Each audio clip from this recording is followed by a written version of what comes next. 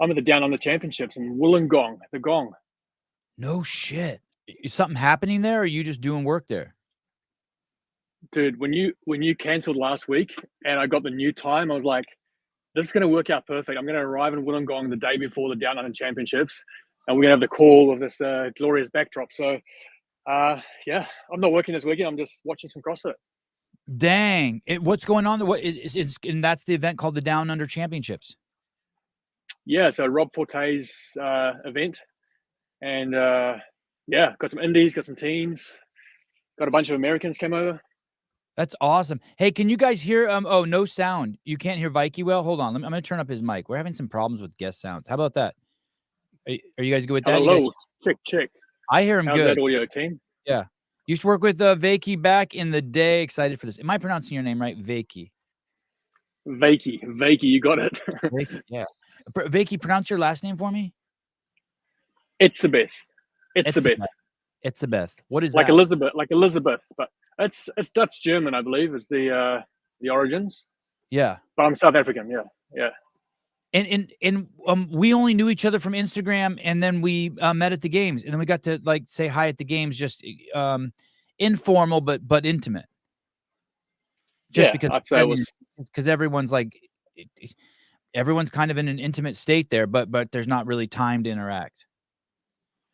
It was amazing watching you at the games, actually, because I've only really seen you on the podcast, and you were very different at the games. You were very focused. You were very what's the right word? You were very reserved. You were just focused on your work, and I don't know. I feel like you were different at the games. I liked it, and it was good. Oh, cool. Thank you. You know what's funny is when I looked around, I'm glad to hear you say that, because I admire your work, and I view you also as a hard worker. And I was amazed at how little most of the camera people actually worked. Like around me, our peer group. I'm like, what the fuck are you guys doing? Film some shit. Well, I guess to their defense, most creators will have like an athlete or two to focus on. Right. I guess you were telling the story of all 80 athletes, I guess. Or what happened to the footage? Have you lost your footage to the behind the scenes stuff? Yes. Don't tell anyone. This is breaking news. You've lost it. The thing is this. I hear you, and I appreciate what you're saying. You're right, and there is like something like you don't want to come home with too much footage, but the window is so small. So as I was, so you only have 7 days. So I'm like, motherfuckers, keep that record on. I was scrolling through your Instagram extensively, and back a couple years, you're like, hey, I'm paraphrasing, but you said something like, hey, sitting around today, just thought I just dug up some old footage and put this together, and it's a crazy Rich Froning reel, right? This is from like 2 or 4 years ago. You're not going to get that crazy. You didn't get that because you were sitting around being like, well, I'm only here to work with Matt. You know what I mean? Like when you were there, if I said to you, hey, do you have any footage of Ant Haynes? You're probably like, yeah, well, of course I shot him. He's beautiful. You know what I mean? You're like, of course I have a slow mo and his shirt off. And so, yeah, I mean, I just felt like I was surprised in the warm-up area, and I know it's also very intimidating, but I was just surprised to see a lot of people standing around. That's it. Maybe I'm old. I think also I think the landscape's changed a bit as well. Like in the past, you could just film whatever you want and use the footage as you please. Right. I feel like these days, brands and camps, they put more limitations around, more restrictions around the creators. They outline before the event starts, hey, you're only shooting for us, so you can't be posting stuff of other athletes, or so there are other restrictions now that maybe wasn't then. Are there really rules like that? Are there rules like that? I didn't even know that. Yeah, with some brands, and camps will outline the kind of parameters that you're allowed to film and shoot and release stuff for sure. Yeah. I guess you can't be like I can't be under there shooting footage of Katrin and then selling it to Puma. Here you go. That's it. Right. Exactly. Go ahead. Exploit the shit out of her. 3 shows in one day. All warm up for this one, baby. All warm up Let's for go. Stop it. Wykie, how old are you? I am 37 years old. No shit. 37 years young, I should say. Yeah, dude. Youngest man alive. And I used to accuse you of being older than me. You did. I think it's one of the first things you ever, when you mentioned my name for the very first time on your podcast, you said something along the lines of, "Oh, that's that older South African dude, right?" Or something along those lines. And so I was compelled to make a video about that. I don't know if you remember the video I made about you. I do. Saying that. Yeah. Love at first sight. Anyone in the please, everyone in the chat who thinks he looks older than me, please speak up. There's not. There's no way, bro. 37 years old. When I rolled back in your Instagram, 2015, you were coaching, and now 9 years ago you were coaching. Tell me how is where were you 9 years ago, and how'd you get to that spot? Yeah, I was a affiliate owner for 8 years. I owned 2 affiliates. So I started my first affiliate in Auckland, New Zealand, back in 2011. And I sold that gym in 2019. So I ran that for eight years.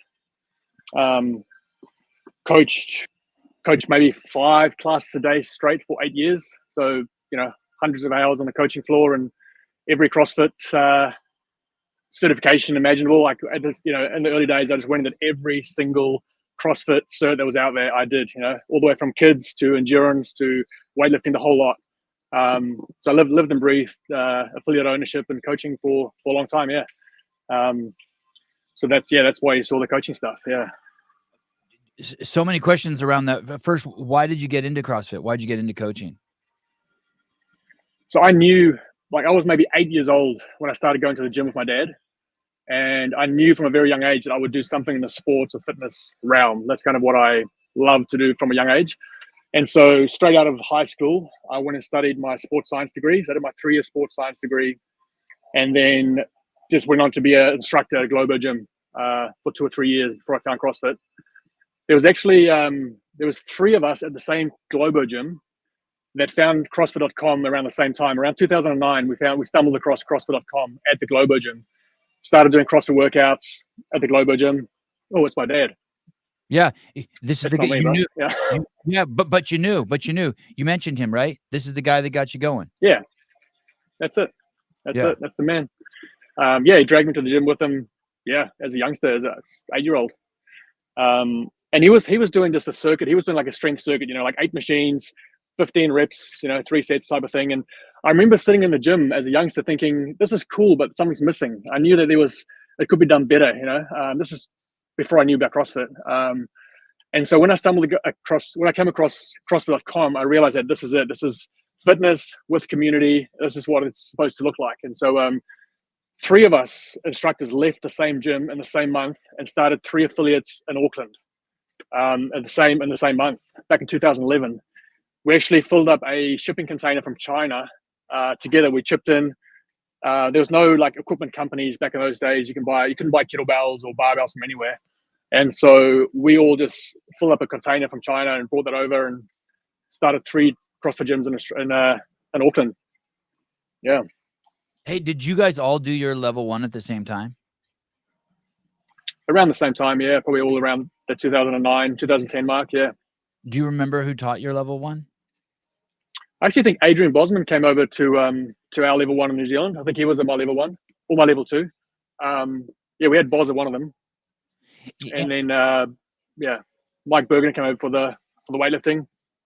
Do you remember why you signed up for the level 1? I know it's a long time ago, but do you remember what finally had you go, okay, fine. I know it's 2 days. I'm going to spend this $1,000.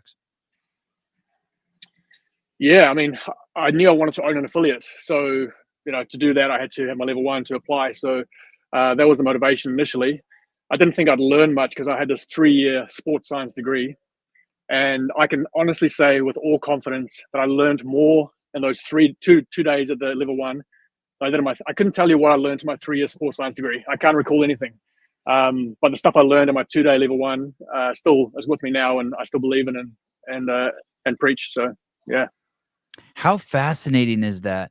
The first time I heard that was at Tennessee Tech. And it was from the strength and conditioning coach there that Rich Froning was working under. I think, what was his name? Kip Hughes. I think I have his name wrong a little bit. Why do you think that is?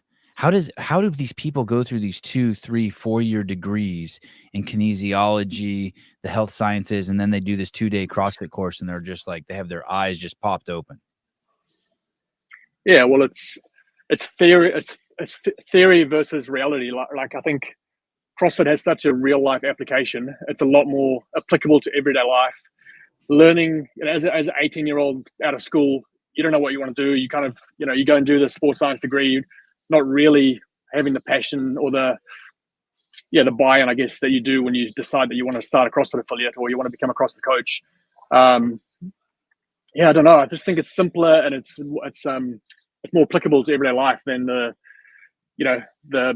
sciencey stuff that you learn, but not really, you can't really see it take place in real life, if it makes sense. I like air squats. Yeah. I like the way you said that. I'm sorry, I'm using your brain. Thank you, though. Applicable and not abstract. That's it. Yeah. Applicable and not abstract. Hey, yeah. Why did you sell your gym, Wykie? So mainly because I fell in love with creating content, but also, so I moved from Auckland to Australia in 2016. I didn't sell the gym until 2019. So for 3 years, the gym in Auckland ran without me being there and ran with a manager in place. Okay. So, and sorry. I don't know what's wrong with me. I'm 51. Okay. Auckland's in New Zealand. Yeah, that's it. Okay. 2016, you opened the gym in Auckland, or sorry, start over one more time. Say that again. I wrote it down so I can look at it while you say it. Yeah. So the gym opened in 2011. Okay. In 2016, we moved away to Australia from New Zealand. Okay. But I didn't sell that gym in Auckland until 2019. So there's a 3-year gap where I was over in Australia running the gym remotely. And I think when you are removed from your gym that far, you kind of lose touch with the community. And it's just not the same. Like when you're in there coaching and you're doing life with the people in the gym, it's your life. And then when you move to a different country, you lose touch of that. And I just felt like it was time to sell that. By saying that, I also started a gym here on the Gold Coast in Australia when I moved here, and that gym went horribly. Like it just never grew. I ended up closing that 3 years later. And so I think the combination of having a failed gym and being so far removed from my original gym, I think it just, I was just I feel like I'd done my years, done my dash, and was ready to move on to something different. So, yeah. What year did you leave South Africa? 2002, as a 15-year-old with my family. Yeah. Were you guys leaving hardship? No, we had a great life. Dad had his own business. Mum was a teacher. I think Dad just had the foresight to know that, for the kids' future, it wasn't a great place to stay. And so, thank God we got out of there and now, have an amazing life here. So it's pretty tough going over there in South Africa. From what I understand, it's two extremes. You're either doing really well or you're doing very poorly. There's no kind of middle class as such. Like you're either on the street or you're doing really well. So it's a tough place to make it these days. And people talk about Gaza as being the world's largest open air prison. There's a strong component of that also because of the violence and the tensions in South Africa. When you're there, at least the times that I've been there, there's a very serious component of that.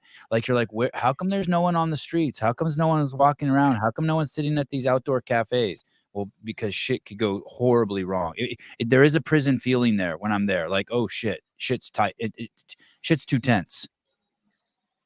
Yeah, sure. I mean, I never experienced that growing up because it was, we were in a pretty safe little town, and you kind of just grow up there. You don't know anything different, Right. Yeah, so I never felt threatened or in danger or anything. I had a great upbringing. I miss part of the country. But even in the nice parts there, I mean, even fortunately for us, the United States is massive, but we have these pockets now that have grown in the last couple of years that are just like, have become I mean, we've always had pockets, but now they're growing big. Now we used to have one section of San Francisco. Now it's all of San Francisco. Now San Francisco is tiny, 10 by 10 miles compared to all of California. But what I'm saying, I guess, is that South Africa's had that for a while. Yeah, 100%. Yeah, 100%. It's always been lots of tension. Yeah. Not only between the whites and the blacks, but also between all the tribes within Africa. Right. So there's always been tension there for sure. Yeah, isn't that a Yeah. In this country, just to be clear, it's off subject a little bit, but in this country, it's not even necessarily between the whites and the blacks. It's just huge swaths of our country have been taken over by drug addicts who, now that I think about it, they're all white. Yeah. Largely thanks to the pandemic. Yeah. Well, and we got a border problem. It's really easy. If you want to bring drugs in, I know a guy. So at 15 you move and you come to you guys go to New Zealand, Auckland. And then is that fair? No? Yeah. Started in a smaller town and then moved to Auckland, yeah. Okay. New Zealand's pretty small. It's one big city really. And then where did you meet your wife and when? How old were you? Yeah, so she's Auckland born and bred. She's a Kiwi, as they call them, a New Zealander. We met at the gym, or at the church/gym in 2000. We got married in 2010. We probably met in 2009.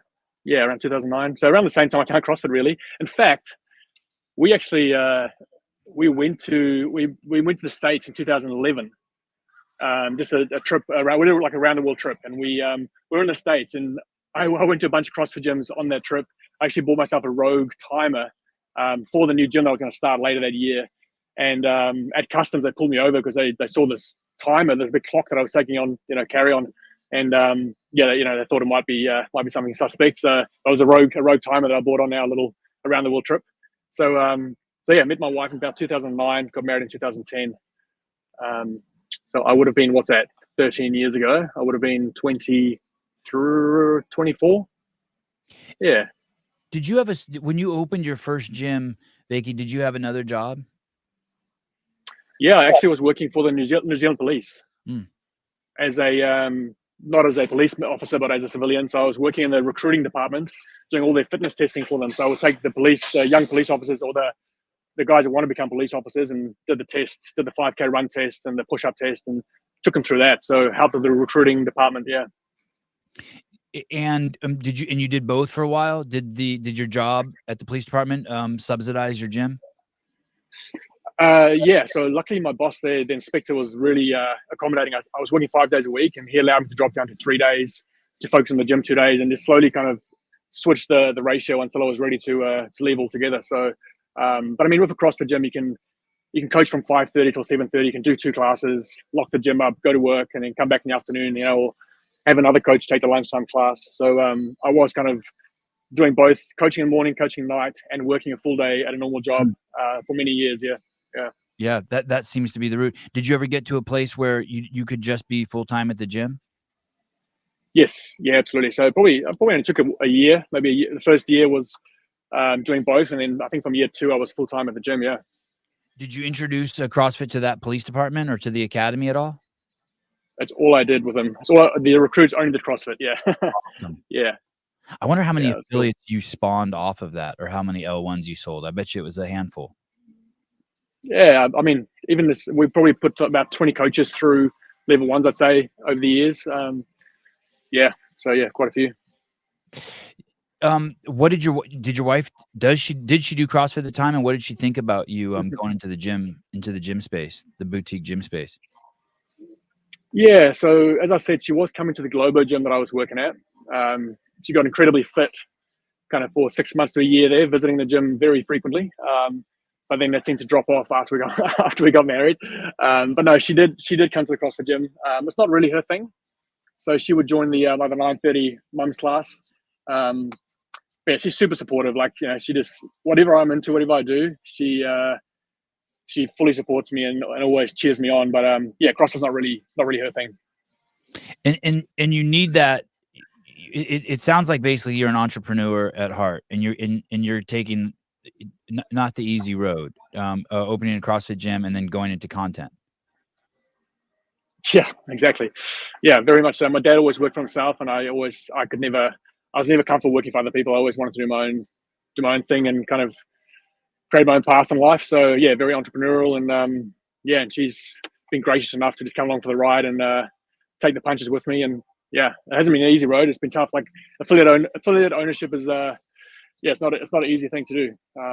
It's not only very time consuming, but it's very emotionally draining. You've got this whole community of people that you kind of love and take on not only as clients but as friends. So you kind of carry that emotional side as well. So yeah, it was a wild ride there for a few years with the affiliate for sure. I want to jump ahead here just really quick, and then we'll swing back just so for people don't know. Please.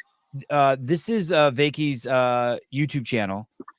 This is his CrossFit centric YouTube channel, and then is that fair to call it CrossFit centric YouTube channel? This one? Yeah, 100%. Yeah. And then you've also launched a golf channel. Yeah, soft launch. Yeah. Don't know what will happen with that. We'll see. Yeah, tell me, did you just learn that term soft launch from watching that Danielle Brandon? That's where I learned that term. The Danielle Brandon with the Okay. Is that where you learned it? No. I've always known the term soft launch. Yeah. Do you know what post I'm referring to? No, I don't. I missed that one. There was like a post with her hand and then a guy's hand, and it said soft launch. Yes. Like they were kind of announcing something. Yeah. Gotcha. I thought that was so clever. Well, I'm behind the time. Hey, what's the golf YouTube channel? It's called Raw Golf. So ROAR Golf. Raw Golf. It's not happening at the moment, but hopefully next year will happen. Oh, roar like a lion. Yeah, that's it. Raw Golf. Now, is this inspired? Did you saw Nate Edwardson pivoted and he's killing it, right? Yeah, he's doing really well. I mean, I definitely won't be doing any commentary on his channel. Is very much about. Yeah, there you go. Thanks, buddy. I appreciate that. Yeah, Nate's very much commenting on the YouTube golf space. So he comments on or delivers commentary on other golf YouTubers' channels, I guess. I definitely won't be going down that route. I just enjoy playing golf and I enjoy creating content. Were you inspired by his channel? Not really. I mean, Nate's not a, and he would agree to this. He's not a cinematographer. Like he's not a videographer. You know, like he can turn a camera on and he's good at talking a lot. I'm more like my thing is more about creating beautiful video. Like I'm more about the cinematics and making things look really pretty. And so with the golf channel, that's what I'll hope to do is kind of make really beautiful golf content in the future. Hopefully, we'll see. Yeah. I guess inspired by the fact is because he's having so much success at it. I mean, it's such a massive space, right, compared to CrossFit. Yeah, it's a big market for sure. I think my motivation of the golf is more because I love the sport. I love playing the sport and I want to document it. I don't really care too much about how much channel grows or how the channel performs and such. Yeah. Tell me, did you open your gym before you met your wife, your first gym, or right around the same time? You said, which came first, your gym or your wife? My wife came first, and then we opened the gym together. Yeah. Got married in 2010, opened the gym in 2011. 1 year later, had a child the year after, 2012. So we kind of got married, opened a business, had a child. Wow, that is moving.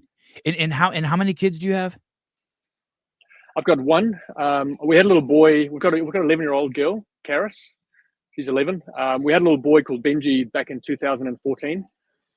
He unfortunately at the 20-week scan, we found out that he had some pretty severe brain dysformalities, and so we were told that he would be a very high challenge. Or actually, they said, look, he could be very high challenge, disability, or he could be fine. We don't know. And when he was born, it was actually a lot worse than they thought, and he only lived for 13 hours. And so he passed away. Yeah, so that was 2014. That was just 2 years after having our daughter. And so so we've got Karis. We haven't been able to. We tried to have more kids after Benji, but this wasn't to be. It wasn't happening. So When did you name him? Benji? Yeah.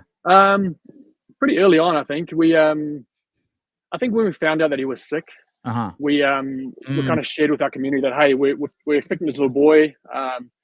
And obviously we asked our church to pray for him and stuff like that. So we kind of felt it was appropriate to kind of share his name. We already had chosen his name at that stage, but we kind of shared his name and just kind of wanted to involve people in the story and really believe that he would be all right, So So I think we kind of gave the name pretty early on, yeah. Do you remember how you came up with it? No, I don't know why we chose Benji. Yeah, there's no real it's not in any of the families. I think we just both love the name. Yeah. Why did you decide when you know at 20 weeks that he could have some severe disabilities, or he could? I guess they said, or he could be okay. They did. Well, yeah. So with the condition he had, there's such a wide variety of kids that have that disability or that condition. Some of them come out with very minor issues. Some of them come out with very major issues. It's really hard to tell. They can't really. It's basically when the ridges in the brain are accentuated, they're really deep ridges. So, so they couldn't tell us how severe it will be or what is. They said it'll be to do with his like ability to speak and swallow. So it was kind of like from the neck up. But yeah, they couldn't tell us, how severe it would be. So we were just committed to have him regardless and just deal with the challenges as they came. So yeah. Let me pause here for a second. This is completely off topic. Rambler says Wykie and Craig Ritchie have similar content. I have an immediate reaction to that, but I'll tell you in a second. And then he says, am I right or wrong? And then says Wykie using green screen. So I think that I'm going to take a stab at this and then we'll let you go. There's two kinds of Wykies. There's Wykie who's in front of his camera that's a vlog, and he's in his beautiful office and he talks to you, and then you get to see him work out and he shares some thoughts with you. And it's very soothing content. Maybe that's the only similarity I've seen between him and Craig Ritchie. I think Craig Ritchie has very soothing content. He's very there's something soothing about him. I just watched one of his videos that was 20 minutes long. I have no idea what I fucking watched, but I was calm afterwards, like I'd been petting a dog or something. But Wykie's videos, his video work is nothing. Not even in any way similar to Craig Ritchie's, like his content with athletes, because Craig Ritchie makes what people call reaction video content. It's about him. So like I just watched a video where he visited Justin Medeiros, and it's 80% Craig Ritchie and 20% Justin Medeiros. Yours is not that. Yours is beautifully shot, cinematic stories about maybe Katrin and Matt's relationship at the games. And you might see some like movement and then some deep conversation and then some movement and things like that. Is that a fair? Those are your two, and then go. You tell me. Yeah, look, I don't know what my YouTube channel is. He's a vlogger and you're not a vlogger per se. Yeah. I think I've in the past I've done a lot of sit down commentary type stuff on the sport. I've kind of lost interest in that. I don't know if you follow my channel, you'll notice I haven't done any of those videos for a long time where I sit down and talk to the camera. I've kind of lost interest in commentating on the sport, talking about what's happening in the sport. I do now do more vlog style content where I like being out and about and telling a story with athletes or, even just by myself. So I think I can't even remember when the last one I made. So is he more right? Is he more right than I am? Is your stuff more reaction stuff now? Oh, no. So I think I'm leaning into just vlog style more. So just being just a vlogger. But just telling, just taking you along on my day or at the event, I'm not sitting down in front of the camera with a tripod and talking about the sport of CrossFit anymore like I used to. I'm not saying I won't do that again, but I've just kind of lost interest in doing that. So I'm a vlogger like Craig is in a sense. But again, Craig would tell you, he'll be the first one to tell you he's not a videographer. Like he'll hire someone to shoot the B-roll for him to add to his vlogs at the games, or where I'm a videographer by like that's my job. So. But I guess our content's similar. People can hire you out. People have hired you out to make high-end commercials for their products. Yes. Yeah. Okay. So Craig and Nate, that's not what they do. They are YouTubers, right? But they're not videographers by trade. Yeah. Right. Yeah. Right. I'm a videographer having a crack at YouTube. Having a go. Did someone pay you to go to the games this year? Did you work for Matt this year at the games? Yeah, it's my third year working for HWPO as the main kind of videographer, creating their vlog for that week. Yeah. Yeah, dude, that is fucking awesome. I want to come back to that. That is so awesome that you do that. What? It's the best. Yeah, what an amazing gig to get to work with Matt Fraser. Okay, so your second child, that happens, and crazy change your life, or you're at peace with it, or how does that change your trajectory? Like you're headed this way and you ricochet off another direction, like all of a sudden you go to seminary school? No, not quite that, but the months immediate, or the 2 years immediately following Benji passing, you're kind of in this bubble of hurt that you feel like you're never going to come out of. Sorry, you had him for 5 months. No, sorry. No, we had him for 13 hours. He passed away 13 hours after he was born. At 20 weeks, he was diagnosed. Okay, you had him for 13 hours. Yeah, okay. yeah. Okay. Yeah. Did you actually bring him home even, Wykie? So, so in the hospital, we basically, so they had him on like life support and pipes and things, and kept him alive for 13 hours. And then we had to make the call. They basically said, look, he needs to breathe on himself. He needs to breathe by himself, or it's not going to happen. So I literally was holding on my arms as they were taking the pipes out of him. And I literally just watched the blood drain out of, like, I watched him turn from pink to gray in my arms. And so he just passed away in my arms. And they took him away they do like autopsies and things on the babies. And then we didn't realize, so we stayed in hospital that night. We didn't realize that we would see him again. We thought he would just go away and then, that'll be it. But then he actually came back from the autopsies, and you actually have your dead baby with you in the hospital room for like 2 days, if you want, I guess. And so we actually had his body with us in the hospital for like 2 days, which was awesome. It was a beautiful thing. While your wife recovers. Yeah, she had a C-section. So while my wife recovers, and just, I guess, while we grieve and whatnot, we had him in the hospital room. I think it was 2 or 3 days. Yeah, just with us there. So yeah, so it's crazy. And so probably the year or two after that, you're just in this grief, I'm bubble. impressed they allowed you to do that. I can't believe they allowed you to do that. That's pretty impressive in this day and age. Yeah, and it's amazing. And so they actually send out a photographer to come and take photos with you and the family and the baby if you want. And they make little molds of his hands and feet. So I've got little molds at home. It was incredible service actually at the hospital in Auckland. Yeah, it was amazing. During those 2 days, is it just these crazy ups and downs of crying and laughing like this? The few days immediately after was pretty peaceful. Like, it was, it's so hard to explain the bubble you're in. Like, just nothing matters. It's just you and your wife, and we had a 2-year-old daughter, but at the time. So, and she's in there too? She's in there too. She's in there too with us. Yeah, she's there with her brother, and just that was the hardest part actually, was just watching her not quite understand why he's not responding, or I remember saying like, wake up baby, as a 2-year-old. It was heartbreaking to watch her kind of just deal with that. But it's such a hard thing to explain, man. But it was brutal. It was and then you go from that peaceful time to real anger. Like, I remember being so angry the months after, like, especially at God, like, why did you let this happen? I remember just lashing out and just crying and screaming and swearing. It's a real real roller coaster ride for probably a good year or two there. But now being 9 years on, we're fully through it and fully healed up, and it's actually a really cool part of our story now. So it's amazing.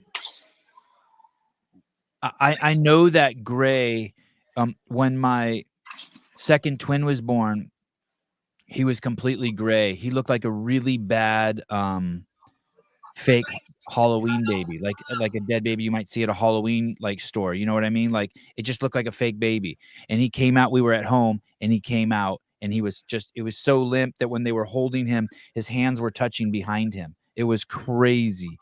And I thought, and then they resuscitated him within like 30 seconds, and so I know that gray. You nailed it. It's just straight gray.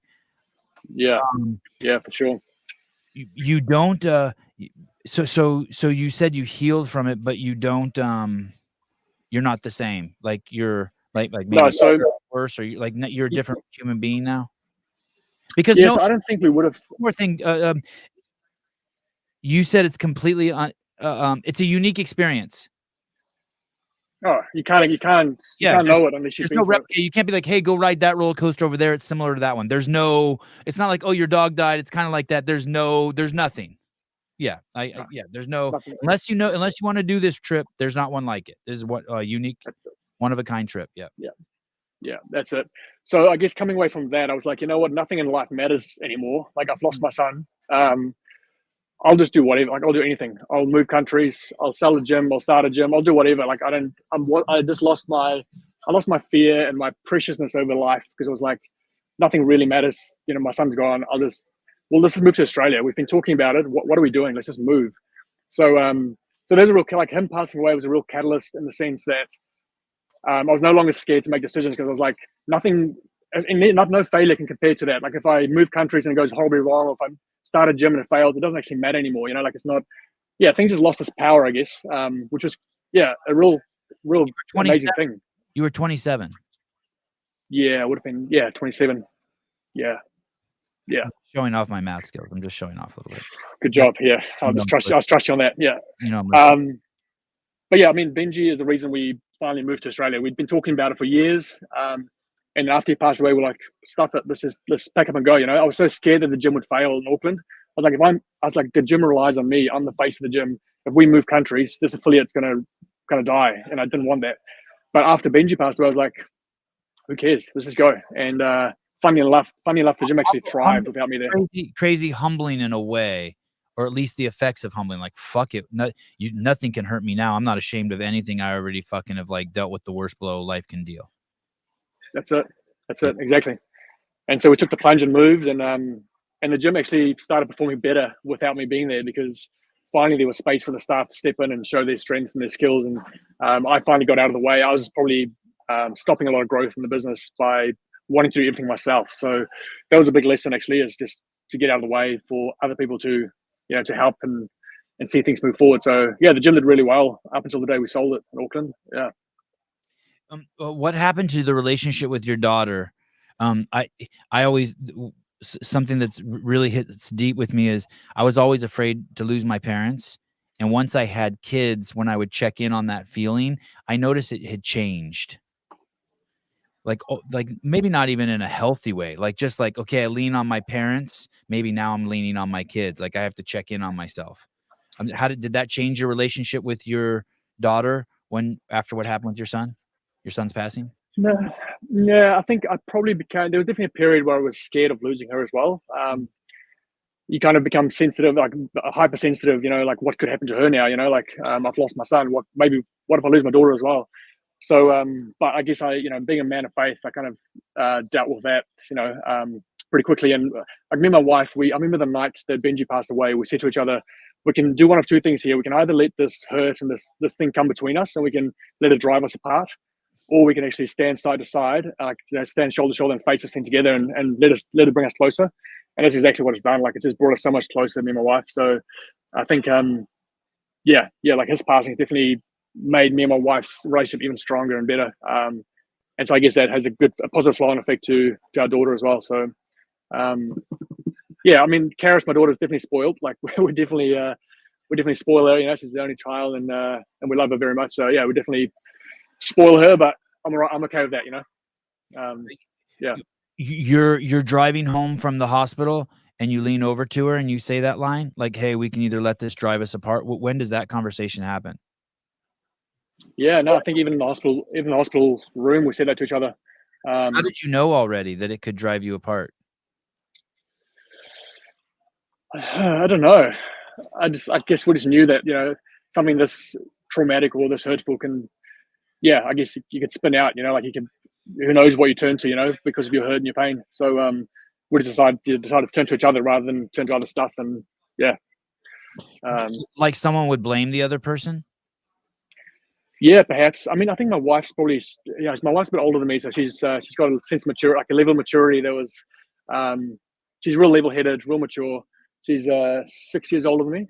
Mm-hmm. And so Bex is, she's just, I think she actually came up with that. She actually said to me, like, let's make sure let's face this together, let's walk through this together, So, it was amazing. Like, when I fell apart, she was strong. When she fell apart, I was strong. And it's just that thing that marriage brings, where you can kind of like just pick each other up and, just slowly work through it over time. Yeah. 27 years old. I wonder how much that grew you up fast, huh? Yeah, absolutely. I mean, we'd already moved country then. Like, moving country is a massive thing in itself. And I think I was already pretty mature for my age, I'd say. But yeah, for sure, that grows you up fast. Yeah. You said that you were a man of faith. When did that happen? So I grew up in a Christian home, but didn't really kind of accept God, the concept of God, for myself until I was maybe 17, 18. So I knew all the Bible stories, watched my parents, pray and read the Bible and do community and church and stuff like that. But I went to a youth camp and when I was 17 or 18, I think it was. And finally kind of, it made sense to me personally, and kind of made a decision that, this is this is right for me as well. I'm not just kind of borrowing off my parents or doing it because they've done it. This makes sense to me and I want to pursue this. So, 18. Did you have a calling?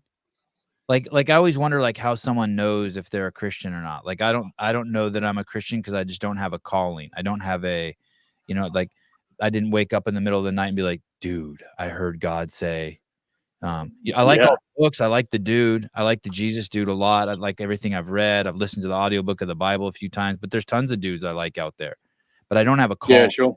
Did you have a calling? Nah, not at all. I think I don't think it's about being called. I think it's more about just making a decision of faith. So I basically tested God for a year. I said, look, I'll give you a year. I'll try and live. You did do that, like formally, like you're like, okay, 100%. bathroom door, and you're like, all right, motherfucker, let's have a talk. 100%. I had I was in a pretty unhealthy relationship with a girl at the time, and so I knew that she was holding me back, and I was like, okay, how about this, God? I'll break up with my girlfriend of 4 years, which I'm really attached to, and it's really unhealthy, and it's gonna hurt. But I'll break up with her. I'll read the Bible, and I'll just follow what it says and see how my life turns out, and we'll see how it goes for a year. And and I guess I just haven't looked back. I just started applying the principles that the Bible teach, and it started working out for me. Like life started going better for me when I started following its principles in a very practical way. Just doing what the Bible says, and I mean, to answer your question about a calling, I do sense the Holy Spirit, speak to me at times, but it's not, that's not what it's about. It's about it's about making a decision of faith that, hey, this is true and I believe it. Yeah. I heard a dude one time. Seriously, I heard a guy say this, and it's probably not that uncommon now that I'm hearing you talk. A guy said to me, I became a Christian because I saw Chris Spieler was a Christian, and I liked the way his life was going, and I wanted that for my life, so I became a Christian. And just now when you're telling that story, I was kind of like, oh, I titled this episode. I went back and I'm like, oh, this episode needs a title, and I called it "The Last Gentleman," because when I think of you, I think of you as a gentleman in the space. I think of you as a very take the high road, not a petty kind of guy. I mean, I don't know you, but that's just my take on you from and it's interesting. So you're basically saying you told God, hey, I'll walk your walk. Like, this is your recipe. I'll follow it. If it works for me, I'm staying with you. I got your back because you'll have my back, and it worked. You big. Yeah. Well, there has to be fruit, right? Like if you decide to do a certain thing, there has to be results and fruit from that thing. And so, I started seeing, I guess, such a Christianese word to say, I started seeing the fruit, but it's, I started seeing the results in my life in a practical sense when I started living the way he lived, and so, and so it just started making more and more sense to me. The more I read the Bible, the more I lived the way of Jesus, the more it made sense. So, What did your wife say? Was she flipping out? Like she was like, maybe like you turned into a religious weirdo? No, she was my wife. Just before I met my wife, I was only 18. Okay. So we met in church. Right. So when I met my wife in church. Yeah, she's already a Christian by that time. She was already a weirdo. You guys, but she probably she was already a Christian weirdo. Yeah. But she probably has a similar story to me. Grew up in a Christian home, went her own way. And then came back and found God for herself. Probably around the same age. So we probably have quite similar stories, me and my wife. Yeah. Hey, did you think that you would marry, even though you went to New Zealand when you were 15, did you think you would marry a woman who is South African? I don't know. Yeah, I mean, the girl I was dating at the time when I decided to go the Christian route, she was a South African girl. Maybe. She was living in New Zealand too? No, New Zealand. Yeah, South African girl living in New Zealand. But I probably thought I was going to marry a South African. You're right. Yeah, probably. Yeah. A lot of South Africans migrate to New Zealand. That's like the place to go. Yeah, New Zealand and Australia, full of South Africans, and they tend to stick together as well. They tend to kind of like find the same city and live in the same area, and stick pretty close together. Is that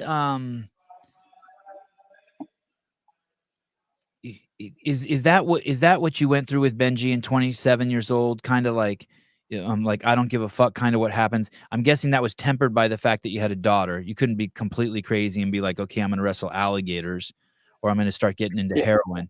But How has that changed? Is that still a part of you? Or do you try to tap into it sometimes? Be like, hey, is that how you kind of keep so Benji didn't pass in vain? If you ever sense yourself getting scared or like having hesitation, you'll tap into that. 100%, and it's definitely that feeling of fearlessness that I had at the start. It definitely wanes over the years. You kind of slip back into your old ways of thinking, and yeah, you're exactly right. I often think about him and go, oh, I've got to step up my game again when it comes to being courageous and not being not worrying about what people think. I'm a real people pleaser. I always have been, and so something I'm trying to do better at is not doing the right thing and not doing the thing that pleases someone else necessarily. Or doing the thing that's right for me and my family, and not always thinking about how it's going to affect everyone else. So that's kind of how I feel like I'm wired that way. I'm always aware of how things are going to affect or make other people feel around me. When it's like, you know what, sometimes you need to look out for yourself and your family and the people that really matter in your life, and not worry about the acquaintance you're going to upset. Or the person doesn't even know you. So yeah, I've got to remind myself of that, and and keep operating in that fearlessness that I had when after Benji passed, within boundaries, obviously, but yeah, it was definitely a healthy fearlessness. Where I was like, let's give stuff a go. Let's not, it's one life. Let's go. Do you actually invoke that? Do you actually invoke those emotions and those memories? I do. Yeah. I often intentionally think about him and what his life means to me now in my life. I think about making him proud. I often think about, man, I want to make Benji proud. If he's looking down at me now, I wanted to be proud of his dad, having a go at things. So yeah, I often think that way. Yeah. Sevi, you want to be a Christian weirdo like a lot of the Sevanistas. 90% of your guests are Christians. He's speaking to you. Now listen, I'm doing my best. If Flames start shooting from the comp floor, I might be suspicious of Wykie's Christian witness. I love it. So you go to you come to Australia, you open the second gym, the gym fails. And what's the fallback plan then? Is your wife working at the time? Did you have a second job there? What happens then? So basically, have you picked up a camera at this point? Yeah. So here's the thing: the gym isn't doing well, and I realized, oh crap, I've got to do something here. I've got to create some content. I've got to maybe tell some stories at the gym of the members and put some content out. Is that audio in the background? Good. No. It's good. You're good. Yeah. It's kind of nice. It's nice. It's really subtle. Yeah. Nice. So, I realized that, man, I've got to do something here. I've got to take some photos of the members and share online. And I didn't have the funds to pay someone to do it. So I'll just start taking some photos myself. And, I got the members in front of the camera to tell me their kind of fitness journey and how they love our gym. And, before I knew it, I was looking up YouTube videos on how to create better videos, and just started getting sucked down that rabbit hole of, content creation, and found myself lying awake at night thinking about how I'm going to make this video better tomorrow, and started falling in love with the process of making videos and taking photos while trying to save this gym. So the failed gym kind of led me to content creation in some way. And then luckily enough, I met Cara Saunders' business partner. So Cara started Active Eyewear, I think in 2018, 2019, and her business partner started coming to my gym. And she was on her way to Hawaii for the trail run, and her business partner said, "Hey, take this guy with you. He takes some pretty good photos. Maybe he can help you create some content for Active before you launch." So I went to Hawaii with Cara back in 2019, and that's kind of where things just took off. Like I met anyone that's anyone across the space that year in Hawaii, and really networked and make some good friends, and things kind of spiraled from there. Yeah. You're a crazy mix of amazing person and amazing talent. You're good job, dude. Because you won't make it on talent alone. You will not. The greatest filmmaker will not make it. You're such a good dude, man. You're such a fucking easy dude to be around, and man, what a great dude you are. I love this. So what was your first camera and what was your first editing software? I actually borrowed a camera from a friend. He had a Lumix GH4. Cool. It was a cool camera. Great. Kind of the deep end for a first camera. Fooling around with. Yeah. A lot of buttons. Yeah. Well, I had a good buddy. Oh, I have a good buddy called Ty, and he was actually he's a business coach for CrossFit affiliates. and he was in the office. He was renting an office space from me at the affiliate, and so he was creating videos for affiliates already. So he had this Lumix camera that I started playing around with. And I remember taking my first photo with like an 85 mil lens. It was like a 1.8. I took my first photo and I couldn't believe how beautiful it looked. I was like, I've got no experience, but for some reason it was depth of field, and this, the athlete just popped off the screen. I just couldn't believe how awesome it looked. And I was like, man, I think I can do this. I think I can learn this thing, And I've always had a creative streak in me. I've always liked making things look nice, or I've always had an interest in things looking good, and design and stuff like that. So it just started clicking, and the rest is history. Yeah. And what was the software you used for editing? I've always edited on Final Cut Pro. I started on Final Cut Pro, and I'm still on it now. Yeah. So did you start on Final Cut 10? Yeah, probably back at 10. Yeah. Yeah. Yeah. Fascinating. Good on you. Yeah. And so obviously you're on a Mac. I'm on a Mac. Now I'm shooting Sony, so I'm a big Sony guy. And still on Final Cut. Yeah. And what Sony camera are you shooting with? I do my videos on an A7S3, mm-hmm. Which is similar to you. I think you've got the FX3, right? I went to the games with the A7S3, and on Friday I had an FX3 shipped to me. Love it. Yeah, so I do that, and I shoot my photos on the old A7 III. So it's like it's like pretty old camera now, 5-6 years old, but still takes great photos. Yeah. How close are you to getting an FX3? I don't see the need. I'm quite happy with my A7 S3. Like I used to be a big gear guy. Like I used to buy everything all the new stuff that came out. Now I haven't upgraded my kit in so long. I'm really happy with what I've got. I've realized that it's a lot less about the gear and a lot more about the storytelling. So I care less about the gear now and focus more on the story. You shoot absolutely beautifully. I wish I could articulate why I can't believe what the FX3 is. It's complete fucking nutters what it does. I don't know if it's maybe the sensor is on a better gimbal than the A7S3, but something about it, man, holy crap. But like, hey dude, like your footage that you shoot's as good as any footage I've seen, so like what do I know? And thanks, I bought the FX3 and I used it for 5 days straight, and I haven't done shit with it since. So like, but I'm it is. And the people who are editing my work are like, holy shit, the difference between when you were using the A7S3 to the FX3 is big. I think though mostly probably it's the fact that it's more stabilized. But I actually dropped my Go ahead. I dropped my camera on the golf course the other day, and the screen broke off on my A7S3.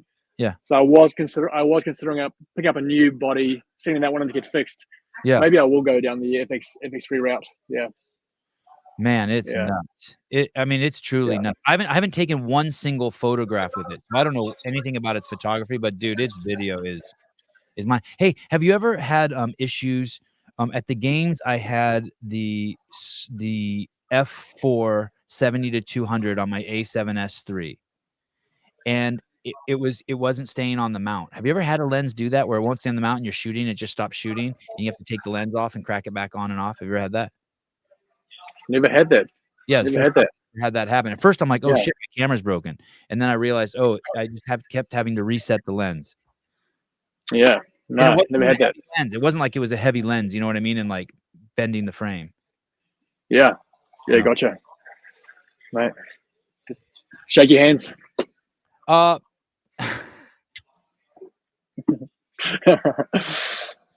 you ever lost an Instagram account? Have you ever been had an Instagram account banned completely? No. Well, actually, when the whole verification thing came in, I was like, I'm a videographer by trade. This is what I do. Like, my account's really important to me, and so I'm actually I paid for the verification for that very reason, to not lose my hope, in the hope, because they promise that it's better security and better help and whatnot. So I haven't lost one yet. Yeah. I had a check mark before you could buy them, and they took my account. Yeah, but that was a free one. You didn't pay for it. That's why. That's why they took it. And you're a lunatic on Instagram. Hey, I am. And hey, and you know what else is crazy too is that I have there's this inconsistency in my behavior because I make fun of people who pay for blue check marks. But when I go through my DMs, I immediately go to the blue check marks. Dude, the funniest thing when I like, literally, but I still check yours first. You know what I mean? I'm still a slave to the clout. Yeah. Literally the day that I paid for my verification, I watched one of your podcasts and you were taking the piss out of the people that pay for the blue check mark. Yeah. But by saying that, I was like, I knew that in my case, because I'm a professional videographer, photographer, I knew it was different. Like I didn't do it. I'm not doing it for the clout. I'm doing it for the safety of my account. Yeah, and like you say, people do still go for the blue check. It's better if you DM someone, they're checking your shit. That's it. Yeah, that's it. I mean, at least even big mouths like me who say they don't, I do every time. Every time. Yeah. And the truth is I would say 80% of the people that I check who have bought the blue check mark, I'm glad I checked it. It's only like 20% they have like 6 followers. I'm like, or they're like trying to sell me something. Usually it's someone who's like an author or something. You know, they have a self-published book or they got something going on. You know what I mean? Yeah. They're not just exactly. Yeah. I remember when Fraser put out like this, hey, I'm looking for a videographer. And I'm like, and I'm like, what the fuck is this? What is he doing? He's not going to get, he's just going to get some dipshit. But he got you. Dude. I don't know. Can you walk me through that story? No detail is too much. Like, I'd like to know, like, you had diarrhea and you're on the toilet and you're doing extra scrolling that day. Like, no detail is too much. I want to hear how how you got the mate work with the great Matt Fraser. Yeah, I've got a great story how I almost ruined it all. So I went to Strength and Depth in London. I believe it was 2020. And I got some great, this is the last year that Matt competed, I believe. He was at Strength and Depth that year. It was either 2019 or 2020. So I went there to work for a company called WIT, whatever it takes, the London-based company. Yep. And man, I got some beautiful footage and photos of Matt on that trip. And the boys. And I got this sick photo of Matt. He won an event. And he was like pointing to the sky like this, running over the finish line. I got this beautiful shot. So I get home and I was like, man, I want to grow my YouTube channel. It's not growing. I need to figure out a way to grow this. I'll run a comp. So I got 2 of these photos printed, massive A1 size photos printed, and framed them up. I did a giveaway of these photos of Matt Fraser. And people had to like subscribe and share and, like all that. And it went crazy. It went really well. I get a message from O'Keefe saying, hey, bud, are you selling these photos? And I could tell in the tone of the message, like, oh, no, I'm in trouble here. Like, I've messed up. Luckily, I wasn't selling them. I wasn't doing a giveaway. I messaged him back saying, dude, I promise I'm not selling anything. I'm just giving 2 prints away. I'm really sorry if I've overstepped the line. Never hear back from him. So I was like, oh, they hate me. Like O'Keefe, Matt, that whole crew, they hate me now because I've used this photo of his face where I shouldn't have. Turns out that my message just went into his request folder and he didn't see it for a long time. But anyway, so that message comes out from HWPO saying we're looking for someone at the games to help us with the content. How much? I apply. How much? That was like 6 months later. Yeah, it might have been 6 months later, just before the games. Yeah, exactly. So I send a message and saying, hey, I'm from Australia. I'd love to work with you guys. You're probably looking for someone local, but I'll throw my hat in the ring and see what happens. So Sammy replies to me saying, hey, we love your work. We're actually aware of it, of your work. We've seen your channel and love your stuff. But yeah, we're looking for someone local. You work with who? Oh, so Sammy Moniz messaged me back after she said, we know your work. We've seen you work with, and you said someone's name. No. Okay. Oh no, they said no. She just said we're aware of your work. We've seen your channel. We've watched your channel. We've seen your YouTube channel and your content. What's your channel? Sorry, language barrier. Yeah. Okay. That's right. I speak very fast, and English is actually my second language, by the way.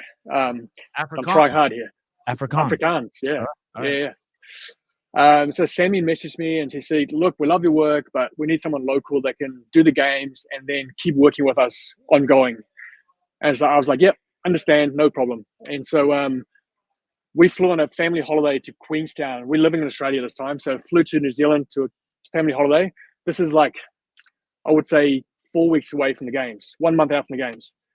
I get another email from Sammy saying, hey, we've been thinking about it, and since you already do vlogging, we'd actually like for you to come and do a vlog for us over the games week. So just a once-off, we'll just contract to us for the week, just do a vlog and that'd be amazing. So I was like, man, it's 4 weeks out. I'd love to do this. But no one could fly at that time because it was on the middle of COVID. So no one was flying. All the airlines were shut. So I get an exemption from the Australian government. I write a letter to the Australian government saying, hey, I want to go to the CrossFit Games in the US. And I just said, look, I'm going to be documenting the Australian athletes, hoping that they give me a exemption. So I get a letter back from the government saying, yep, that's fine. You can travel if you can find a ticket. So the only tickets you could buy to fly from Australia to the States was first business class tickets. There was no economy class. They weren't selling economy class. You had to buy a business class ticket. It was 15. On what airline? Oh, I think I flew with Emirates. Oh, I'm trying to think. Yeah, maybe it was Emirates or one of those, or like Qatar. Maybe Qatar Airlines. It was at the time. So the return flights from Australia to the games and back was $15,000. Damn. And so I'm like, it's a once in a lifetime opportunity to work with the greatest of all time, Matt Fraser, at the CrossFit Games. Yeah. And so I said, stuff it. I'll just view this as an investment into my career. I'll just finance these tickets and just get over there. What does that mean? Finance this ticket. What does that mean? I put on a credit card. Yeah. I'll just put on a credit card. Okay, hold on. Let me stop you here and get some juicy details. So they want you. Is he competing that year? No, this is the first year he's spectating. So this is the first year that Mel was competing. Okay, so they want you to like basically. Would you go to Vermont or Madison? Where would you meet?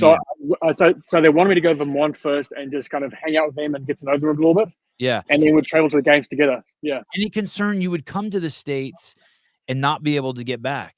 Like something would happen. That's got to be serious. Not only that, Australia's crazy. So this is before the vaccination mandates. So you can still travel without a vaccination, but you'd have to do COVID tests everywhere. So at the airport, when you get there, when you land, there's COVID test after COVID test everywhere. And so not only that, but then, maybe I can't get back if I get COVID. Maybe I can't actually work at the games because that year they were doing COVID tests at the games. So there was the risk that I would fly to the games, get COVID, and not be able to actually like even work at the games that year.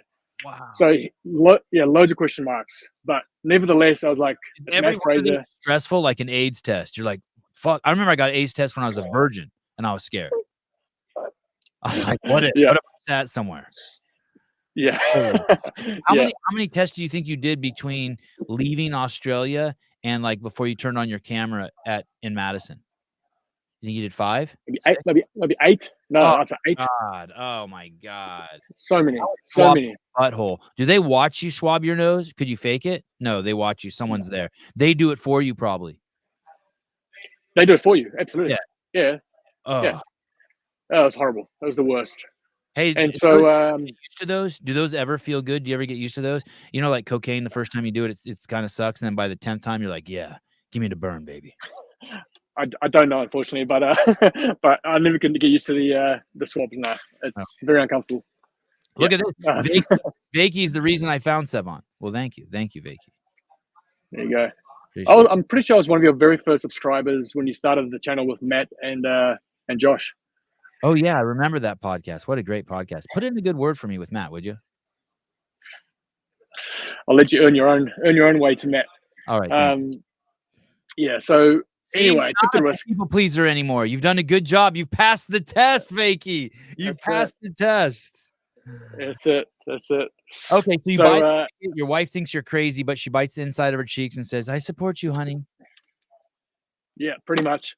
Not only that, but I knew I had to quarantine for 2 weeks when I came back, hotel quarantine as well. So it was a 2-week trip to the States and then 2 weeks of quarantine. It was 4 weeks all up. How much does that cost you, the quarantine? I'm not going to pay it. I still haven't paid it. It's $3,500. Oh, I'm just refusing to pay. I'm just refusing to pay it. Yeah. Okay, cool. All right. So yeah, they keep sending me reminders, but I'm just going to ignore it until they go away. So got to Vermont and had a great 3 days with Sammy and Matt. It was unreal. Shot some guns and had my birthday with them, just the three of us. It was my birthday while I was at Vermont, so it was just a surreal experience. Was it? And then went to games. My impression with Matt is entry is difficult. and it's a little it's if two people, if I'm a piece of silly putty and someone else is a piece of silly putty and we come together, we mush. I feel like Matt is like kind of a hard block when you come together with him. Did you have a tough entry? No, I don't think so. I think because they invited me to their home, and I think we're both introverted. Like I feel like we kind of we got each other straight away. And I mean, Sammy's so easy to get along with. Like she's a real, she just breaks the ice, and it's oh yeah, I mean, I'm not going to pretend like it wasn't. It was definitely some awkward moments. The first day or two. But I mean, I'm staying in their house, just the three of us. I'm staying in the bedroom next to their bedroom. Yeah. We're having breakfast together. Like pretty quickly, you just kind of, Okay. But yeah, I mean, as someone who's followed the sport for years, you're invited into the bedroom next to the greatest fucking dude who ever did the CrossFit Games. Dude, he picked me up at the airport at 2 a.m. in the morning. He was lying awake waiting for a bear. He was trying to shoot a bear in the backyard. It was causing havoc. So he was like, just waiting up for me, and then came and picked me up at the airport at 2 a.m. at Vermont Airport. Yeah. What a bro. Hey, don't tell him to post that picture of that dead bear. It causes a lot of problems. No, he didn't shoot it. He didn't shoot it in the end, but so that was a surreal experience. And then I did the games, and I did two 40-minute videos for them that year. It was kind of Matt's first experience of the games as a spectator rather than a competitor. So it's pretty cool footage of him just, experiencing the games from a different angle. Created 2 videos for them there that went really well, and they invited me back straight away for the year after. It's been 3 years in a row now. It's been amazing. So you did that, and then you didn't work for him for another 51 weeks until the games, or did you work with him? No. Oh no, I did some editing for them. So they did some vlogging after that, and they would send me the raw footage, and I would create some vlogs for them. So I probably edited 5 to 10 vlogs for them that year. Just some of their personal vlogs. Yeah. So that was year 1. Year 2 was the first year they had Mel. They had Mel and Jace, and then last year was Kat. So the first year was just Matt and Sammy at the games. Year 2 was kind of the story of Mel and Jace competing, and then year 3 was Kat. Yeah. Do you like meeting the new athletes when you show up year 2? Are you excited are you up for the challenge of building that intimate relationship that's needed in order to get good footage? Yeah. So year 2 was challenging. I got to the end of the games and was like, I haven't got a story here. I've got no content because I don't have any access to the athletes.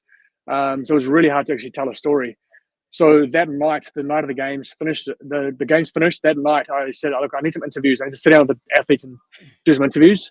And those 2 interviews with Mel and Jace kind of saved the content for that week because I just didn't have any access to them throughout the games. And Matt was behind the scenes with them in the warm-up zone. I couldn't go there.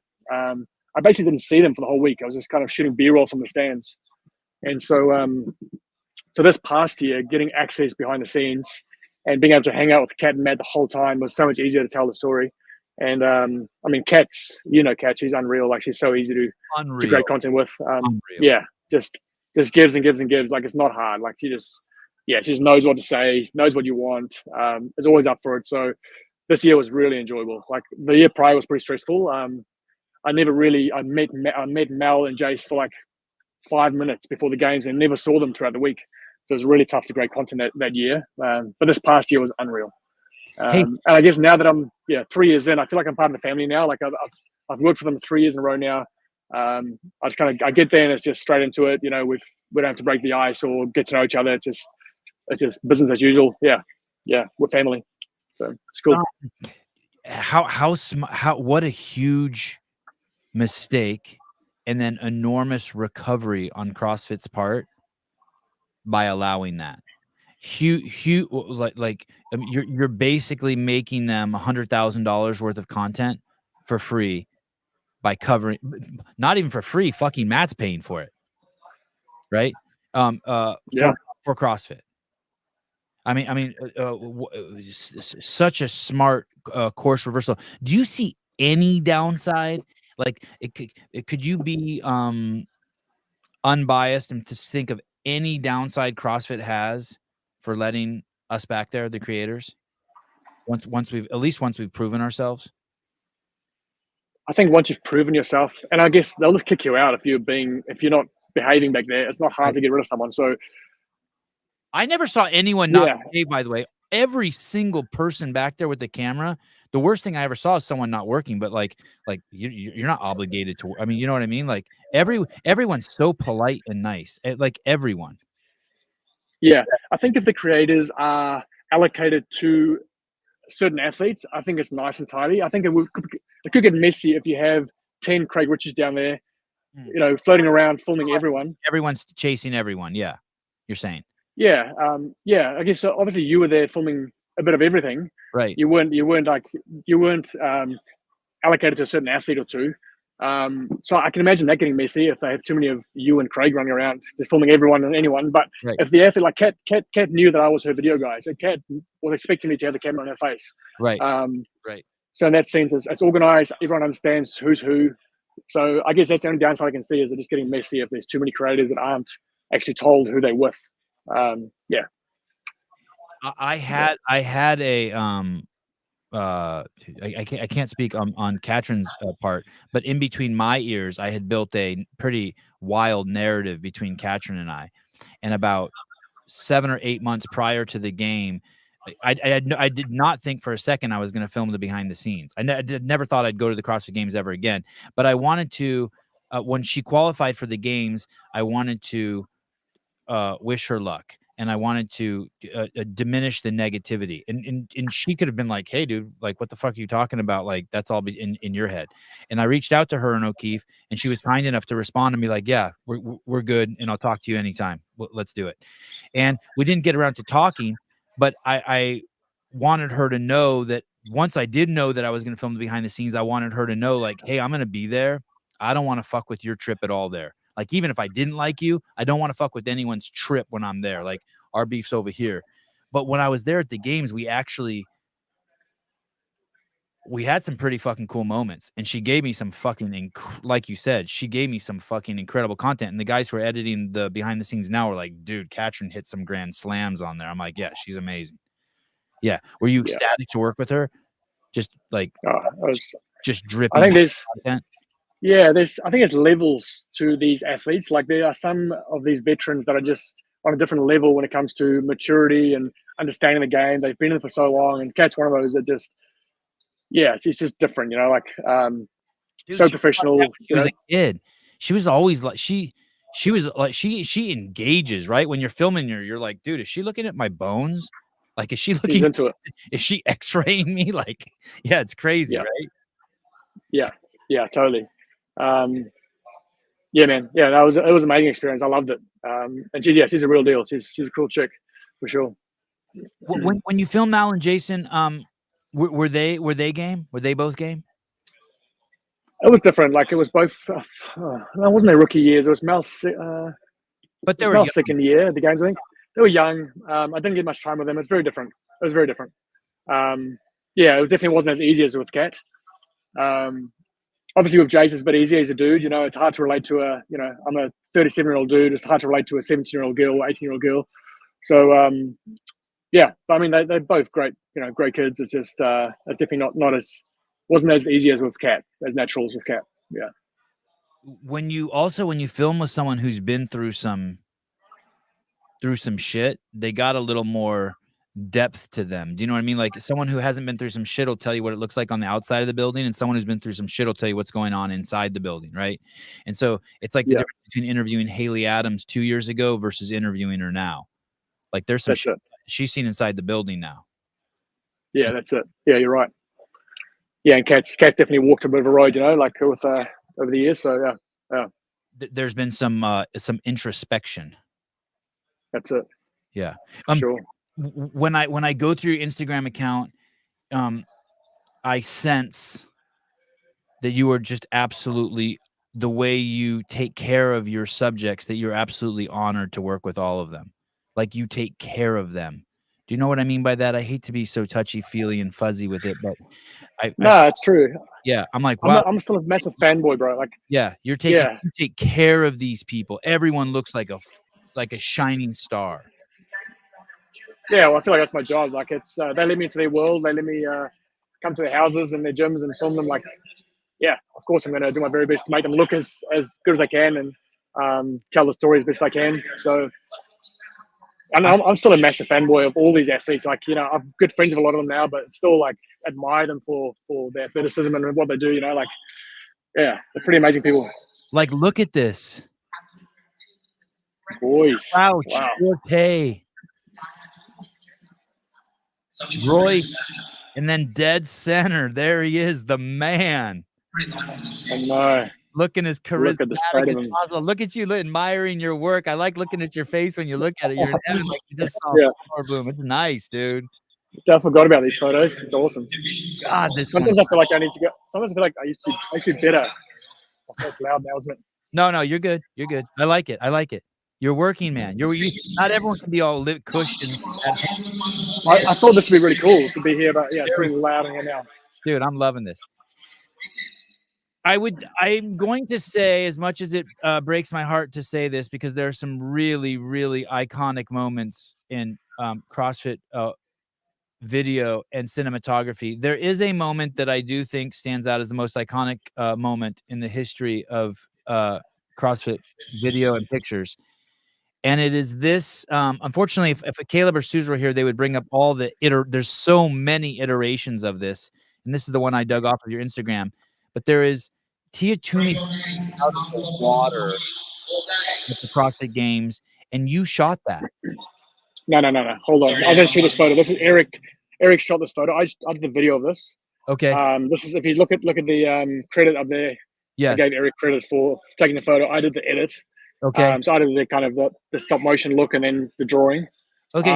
But yeah, I did a video of this. Yeah. The video of this. It was huge. It's the reel of it. Where would I find that? Like, go to your YouTube and find that? I think it will be on both my Instagram and YouTube. Give me a second. Let me see. The funny thing is, I don't think Tia likes that moment because I've never seen her repost. I don't think she's ever reposted that video or photos. I'm not sure if she's actually a fan of that. I don't know if it's a moment or the way she looked or what it was, but I feel like she's never reshared. I found it. Really? You don't think she's a fan of this? Dude, this is amazing. I don't know. Like, so proud. I feel like yeah. She should be so proud. It's unreal, isn't it? Oh my God. She is. Yes. Yeah, she's something special, eh? Oh, she's out of this world. She's gonna be here this weekend. She's her and Shane and the baby will be here at Down Under. How perfect is her running and her pose, her angle? By pose, I don't mean like posing like model. I mean like the way Romanoff would describe pose. Her lean, her catching herself. She's just been swimming. How far did she swim right there? I can't remember, but yeah, she's more athletic than any woman that's ever done the sport. There's no one compares. Man, either man. Yeah, it's unreal. This is a what a special creature. Anyway, when you catch this shot, do you know? Oh shit! I just put on us 55 followers on Instagram when I post this. Like, did you know that you got something when you got home? Yeah, so that was my first year. That was 2020. That was my 2021. That was my first year shooting the game. So that was the very first event. I think that's that's the first thing I shot at the games, and it was, I knew it. Downhill ever since.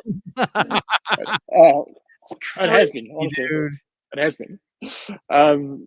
But here's another one that will really engage with the camera. Like, she knows where to look.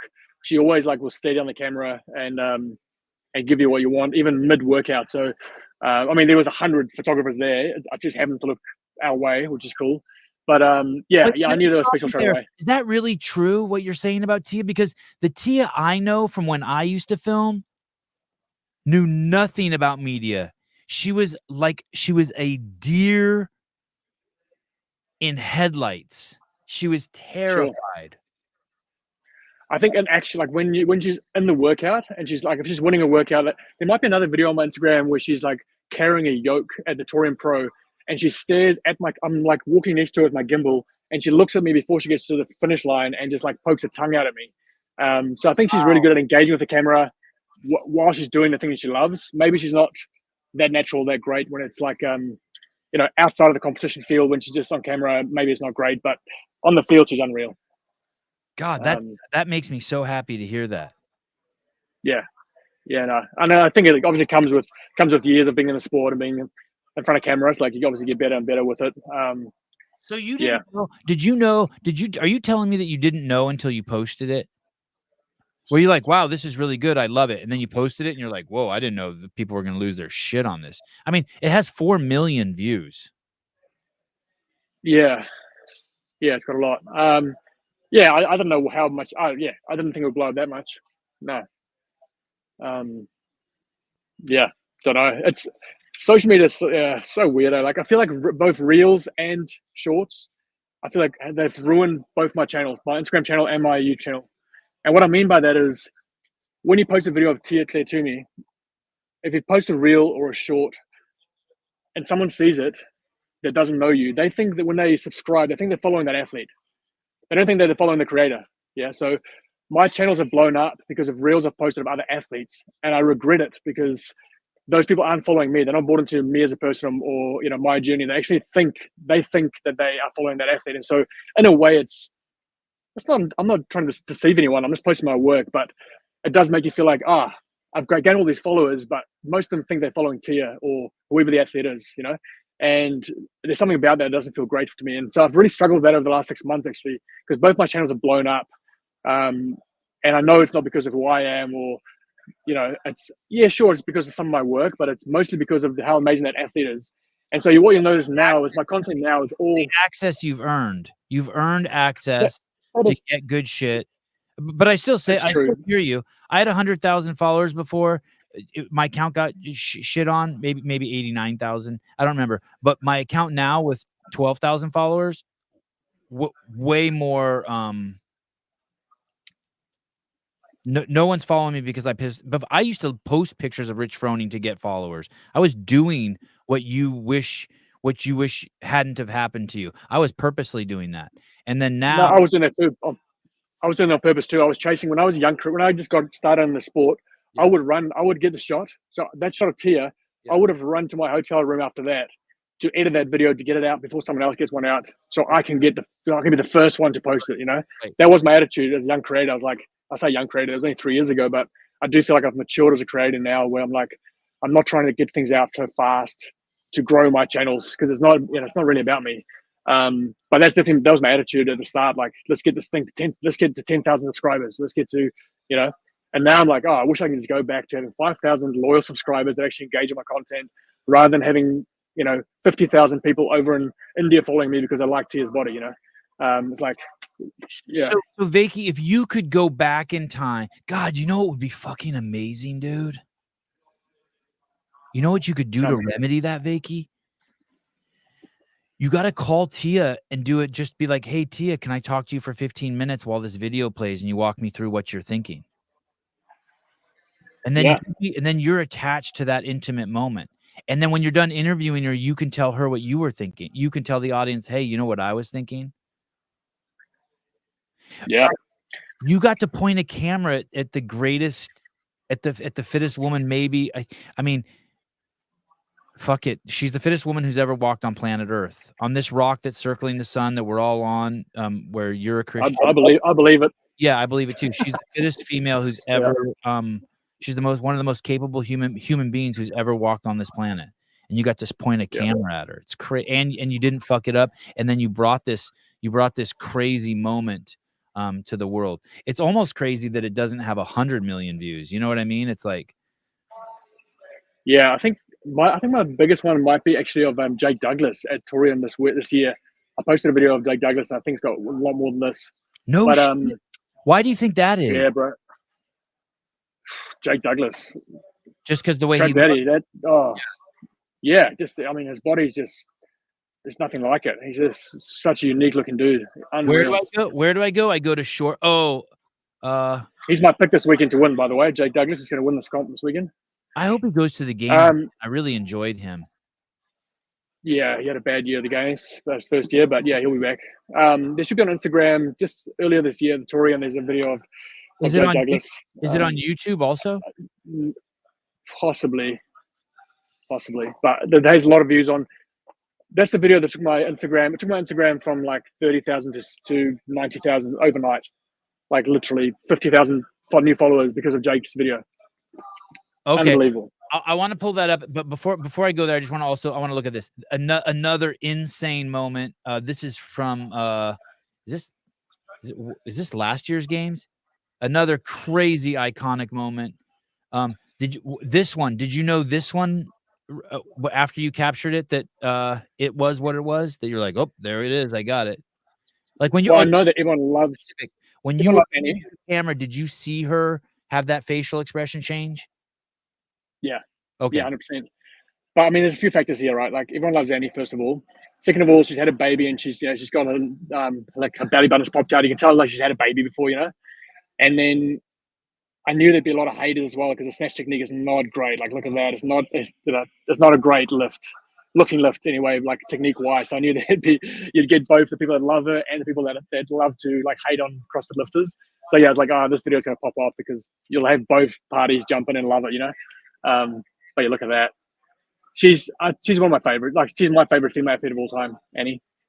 Yeah, she's pretty awesome. Yeah. Yeah, that's cool. I've actually deleted. Sorry, go. No, you go ahead. You've actually deleted what? No, I was saying I've actually deleted videos because of what I've just shared about realizing that people are following for other reasons than me being an awesome videographer. I think I've actually deleted some videos of like female athletes. I just realized was like, this is only getting followers and likes because of who it is. Like, I think it was, I posted a reel of like Danny Spiegel that popped off, and I think I've deleted it since because I just felt like, I felt yuck about it. I was like, I feel like people, like just based on the comments that were on the post, I was like, I don't want to get any benefit from this video I've shot, even though I've seen nothing wrong with the video, just based on the comments and kind of what people were saying. I was like, I'll take this down. It's interesting. I wonder how that will evolve, like as you get older. I wonder how. Yeah. Well, my switch now is kind of my view now is I want to be the main character in the story. Like I want to go to events and kind of tell the story from my perspective. Hang out with cool athletes, but I want to be able to make videos at home and not feel like I have to be with a well-known athlete to be able to create a story. I want to be able to document my training, my family, my life. So you'll notice, like even now on my Instagram, is a lot. I don't post any photos or videos of athletes anymore, really, unless I'm in there. It's mostly photos of me training or my photos, which don't do anywhere near as well as the athletes. But I'm just, I want to kind of get my audience back. It's my goal for 2024. I feel like this year, the last 6 months, I've kind of lost my audience a little bit. And I don't know if that's true or not, but I'm just keen to kind of bring things back a bit to the core 1,000 people that actually follow me and love me. How come? What's going on? How come? Why? I don't know. I just feel like I just don't feel right about. Like I feel like I'm better off giving that video to the athlete to post and for them to get all the credit for it. Like they can tag me in if they want to. I don't care too much anymore. I feel like I've just gone past that point of like it's not like I don't have to get anything anymore from the content. Like I love what I do. I'm enjoying what I do. I'm just pumped to hang out with these athletes. So so I'm just And I've always wanted to be the main character in the story. That was the ultimate goal, was to create a channel that people follow me for who I am. They actually subscribe to the channel because I'm on it and they like what I do and they like kind of following my life. So I want to do that and not just talk about the CrossFit space. Let me ask you a question about that. So with most people, I would never ask them this because I think I know the answer. I think the answer is like when people say, I want to be famous. And you're like, why? It's like, because I want to be famous. I want it to be about me. I want to be famous. Or, I hate to pick on Noble, but I love to pick on Noble. They created the name before they had a product. You know what I mean? Or another one of my friends created a nonprofit before they knew what they were going to get behind. They just knew they wanted to do good. And for some reason, I don't think you want to do it for that reason. I don't think you want to be famous. Why do you want it to be about you then?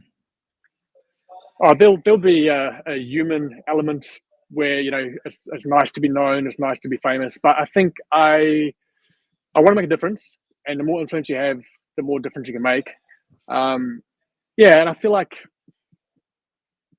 what's funny? That's what Hiller says too. Hiller says, I want a voice so that I can make a difference. Yeah, and I feel like there's But there's a scripture. You know what you want your message to be? Is it the way you carry yourself, like as a man? Yeah, yeah. So there's a scripture that where Paul says, "Follow me or imitate me as I imitate Christ." So look at my life and learn from that and follow me. He's so confident in the way that he lives that he's like, watch my life and imitate it because it's going to turn out well for you. And so that sounds really arrogant, but I'm like, I do feel like I have a message and a way. I feel like I've got something to share with the world. And I just want to be able to, I want to be able to kind of share that, and I want to see people happy and living life to the fullest. And I feel like I can inspire them to do that. And so, I just love building a community. Like I feel like this online community is real as well. You know, like people think sometimes, me and you, we get to meet, like we get to go to events, actually meet some of the people that follow us online. It's to me, it's very real. You know, so I like building a community, and I feel like I've lost that with posting stuff about other athletes, not about myself. So I just want to strengthen that community again and grow the tribe. You know, grow the tribe that follow me, and we can, I don't know. It's probably the same reason I started an affiliate. You know, like just want to help, like trying to help people somehow through the way that I live and the message that I have. Yeah. And not necessarily a Christian message. I mean, it's like I don't want to necessarily, offload my religious beliefs on people, but just when it comes to family and raising kids and being fit and healthy and just that message, the message of being a good dad, a good human, a person that's getting on in life. Like, I'm not getting on in life, but I'm in my late 30s, pushing 40, and it's cool to just connect with other dads and other people that are of similar stage of life and just share stories. And so that's probably the main reason I want to grow my channel, is just to have more of those people come in and follow along. And it's a big support network really. When I went to the games this year, that was the first time I've ever interacted with anyone in 3 years from my show. It was a trip, dude. That's cool, man. I like it. It was I was surprised how much I liked it. I was not looking forward to it at all. I had a whole plan on how to avoid everyone in the comments. But it was crazy because every single person I met was like maybe I was afraid of the emotion I would feel. Maybe I was running from, maybe I thought it was because I had work to do. Maybe it was I was running from the intimacy of it, but it was crazy intimate. And part of me wishes I could have done more, but I also knew that I was there to work, right? Yeah. But it was crazy. It was crazy looking in people's eyes.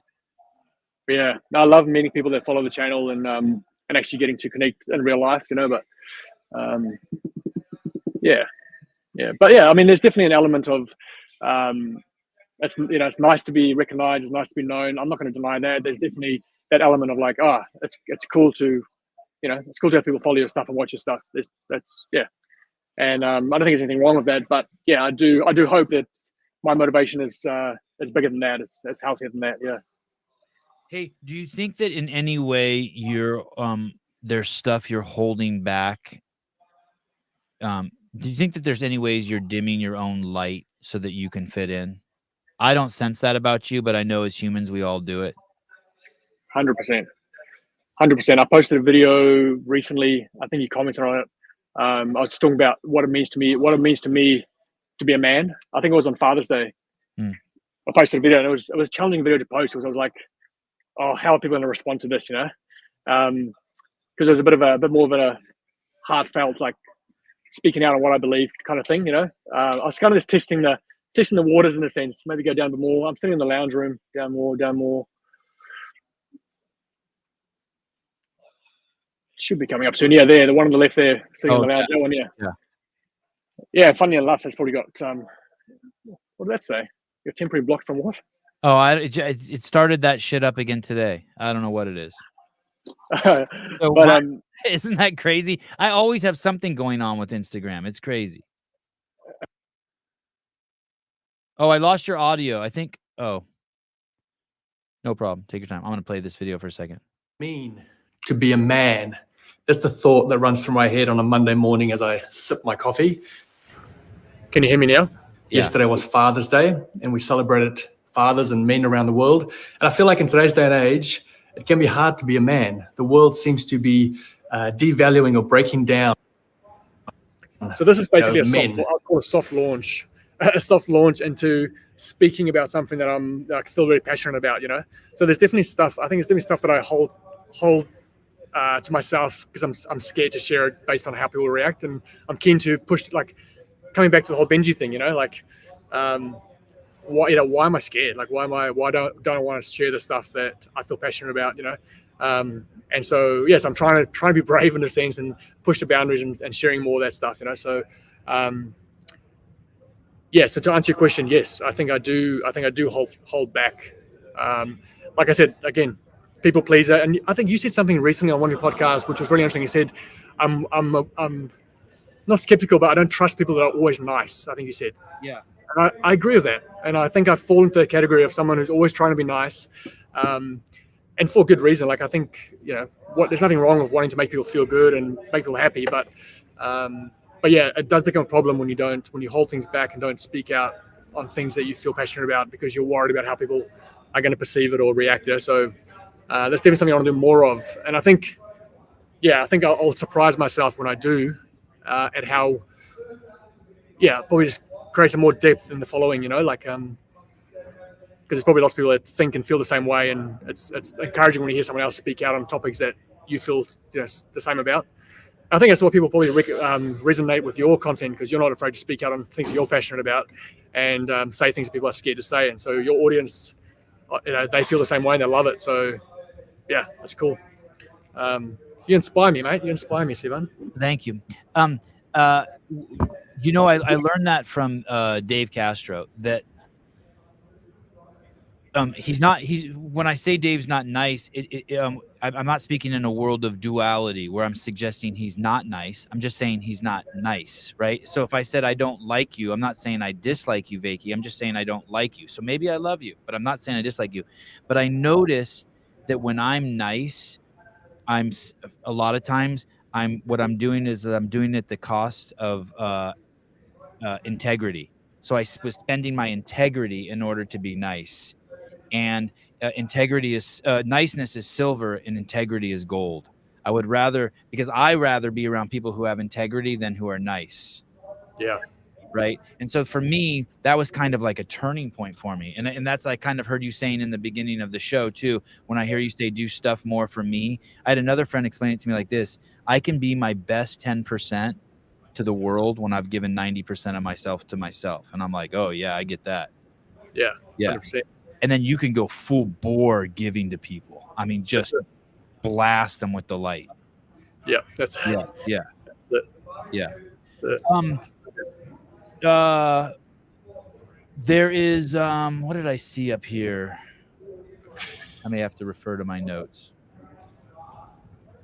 The channel is Jack de la Magdalena. Yeah. I'm not really a UFC guy, so I'm not going to do any justice, but go. But do you know that I had this guy on my podcast when he was like, what? Yeah, he's been on like 3 times, but now that he's big time, motherfucker won't come on. He still texts with me, but I can't get him to come back on. Classic. But he came on like 3 times. He's great. He is the man. Like, I only met him for like an hour while he was training with these boys, but just the most softly spoken, nice dude, and you just know he's a savage, but he's just so nice. Yeah. So do you know his story? He lost his first 2 fights. So he lost his first 2 fights, and then he told his coach and him decided, hey, I'm going to win my next 10 fights. And he won his next 10 fights. Dude, that's unheard of. And now he's come to the UFC and he's undefeated. Unreal. And he's got. I tell you, he was a massive UFC fan as Jay Crouch. He's a massive UFC fan, and so for him to meet this guy was pretty special for Jay. Like he was like a little boy around him. Dude, it's nuts. I didn't realize he's so big. He makes Jake and Jay kind of look small here. Yeah, he's definitely taller than it might be the angle, but yeah, you're right. He does look big. Yeah. Hey, and I guess Jake has his feet pretty far back. Hey, where's the video of Jake that you were saying that just went bonkers? Oh yeah, it'll be back further down towards the start of the year, towards Torian. Keep going down. You should see the Torian content a bit further down. How is your golf? Are you any good? I play off like a 15 handicap, I'd say 15 to 17. So it's not bad. I go all right. I've only been playing for 6 months or so. What does that mean? 15 to 17 handicap, meaning that you shoot that over par. That's your average over par. Okay. Yeah, roughly. Here we go. So that one there, the one in the middle. Yeah. Click on that. Does it tell you how many? Had 250,000, I think. Plays or likes.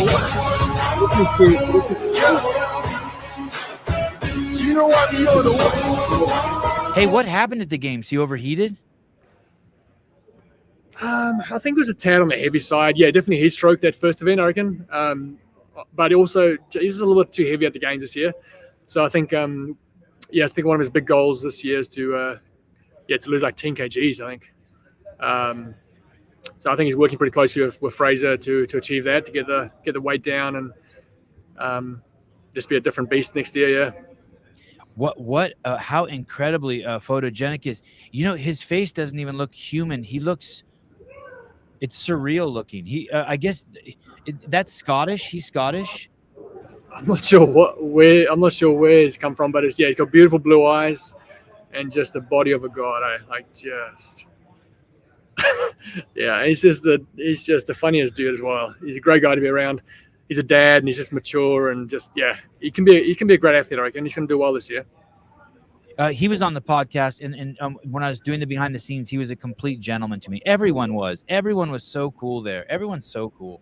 Yeah, especially Aussie athletes, they're really special people. The Aussies, they're such down to earth, humble people. So, I love to get to work with the Aussie athletes.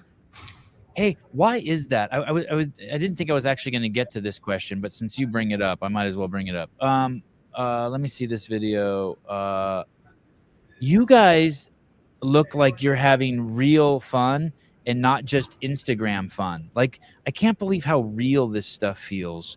Look at this video here. You guys are cool dudes. Look at this shit. Got some power. I can see him fighting one day. You want to see Trap Daddy cry? Buy a Lambo and get the followers up. Oh my God, I love Jay Crouch. I don't know why. That kid, you watch. He's going to be a cross against champion. That guy. He's so good. So good. And now that he's working with Tia and Shane, he's just next level. With a line warm up. Let's go. He talks now too. The first time I interviewed him, I'm like, oh my God, dude. I told him, I'm like, you can't come on the show unless you bring a chaperone. And so he started bringing Rob Forte with him. But now he's changed. Yeah, now he's good. He's all good. I think he spent 2 weeks. Him and his girlfriend Maddie Stir. They spent 2 weeks at Tia's house, and they came back changed. Like, honestly, both of them just mentally, they've just switched the gear after spending time with Tia. I think something just clicks in his brain. Like, I shot with him last week for Reebok, and it's the first time I heard him say that confidently his goal this year is to win the CrossFit Games, and he's never said that before. I'm looking forward to watching him this season. But yeah, these guys are, like, honestly, they're all good mates. I've stayed at all their houses. Like, we're just good friends, and it is real fun. Yeah. Did those guys just kiss on the lips? Yeah, that's no, on the cheek. That guy's a chiropractor, but he's a loose unit. Yeah. He's a loose unit. Hey, so there's something a little more authentic about these guys, Australian guys. Yeah, I mean, I don't know. I can't really comment on other communities around the world, but the Aussie athletes are all just such good mates. Like, they're generally good friends, and they like cheer for each other. There's no beef. Like, I don't have any beef between any athletes here. They all just champion each other and have fun and work hard, and yeah, it's pretty special. Hey, look at this. Since I don't have the audio on, it's not pausing it. No, nice. And then when I turn the audio on, it does that weird pause thing. Damn, his body's crazy. Your body's crazy.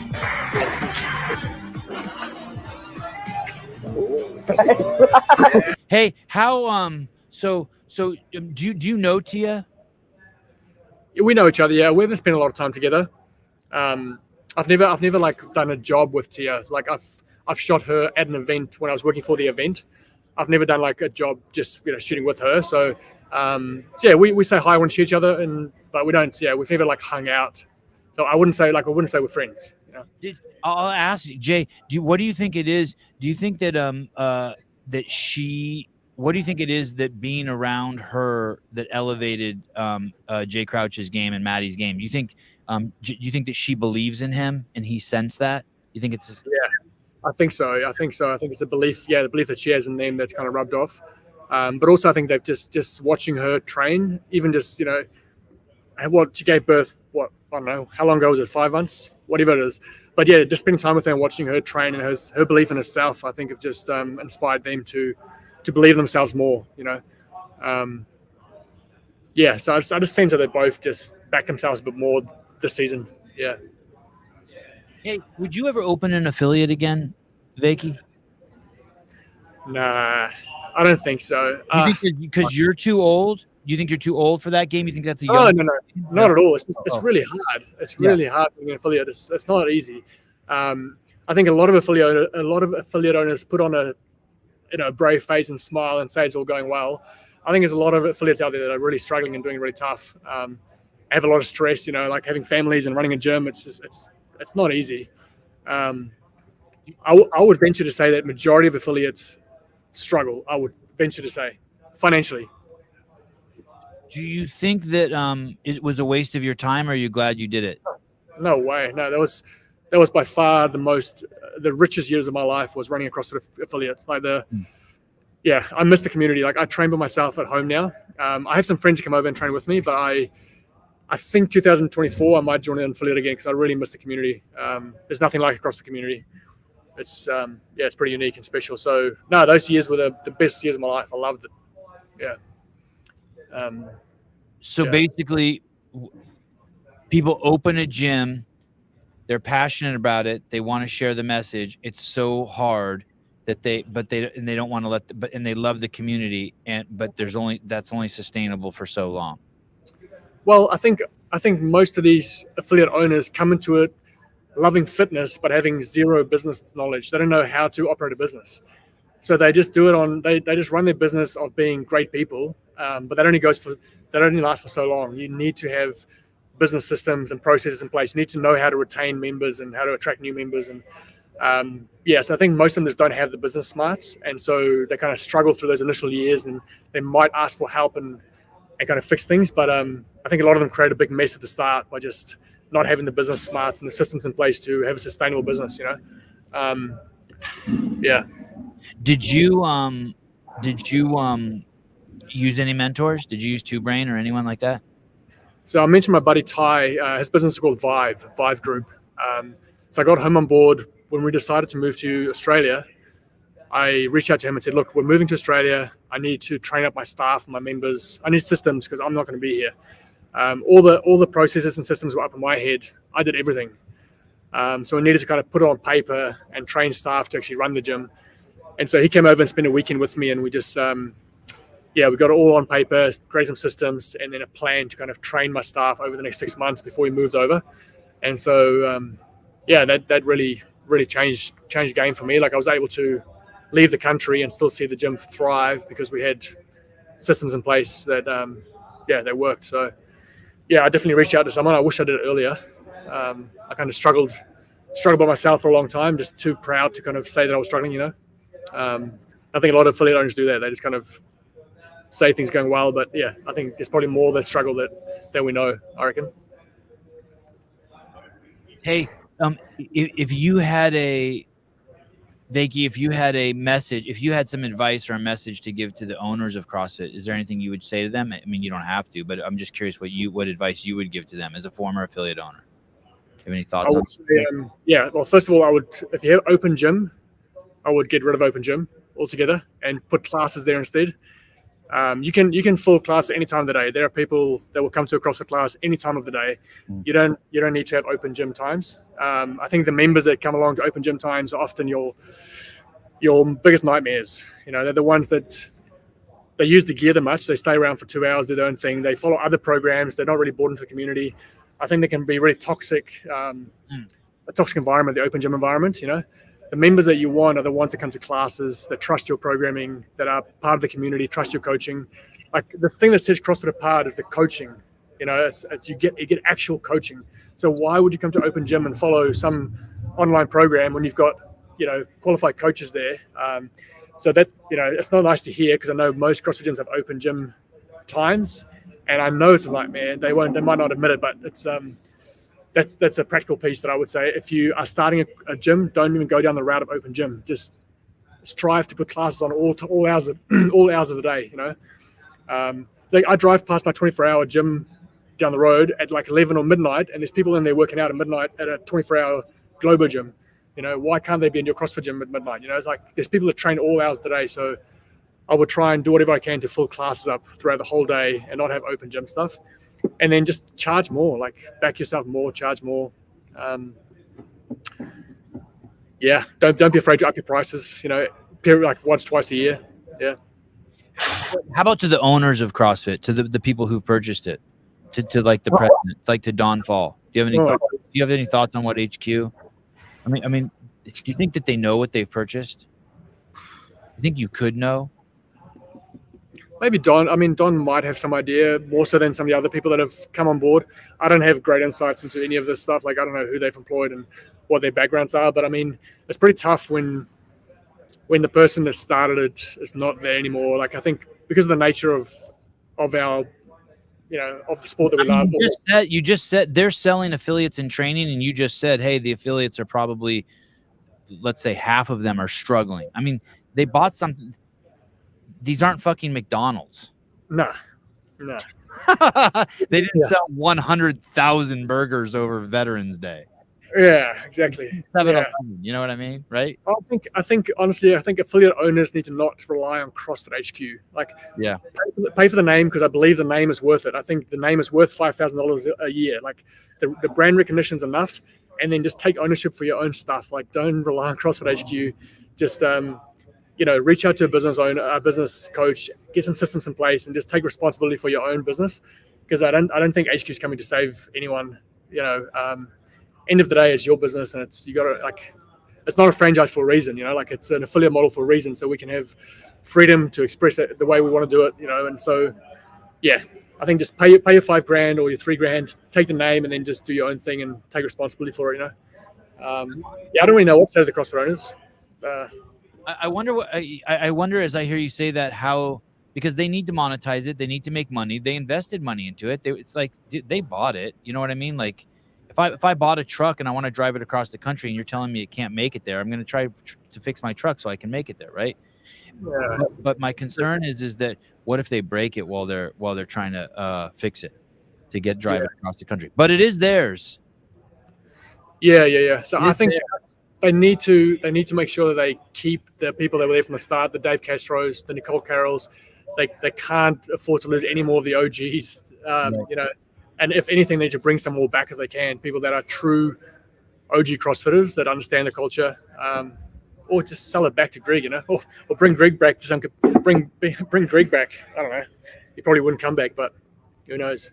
You'd buy it for $5, I bet. Hey, tell me the story about how you dropped your camera in the beginning of the show. You said you dropped your A7S III. What happened to it?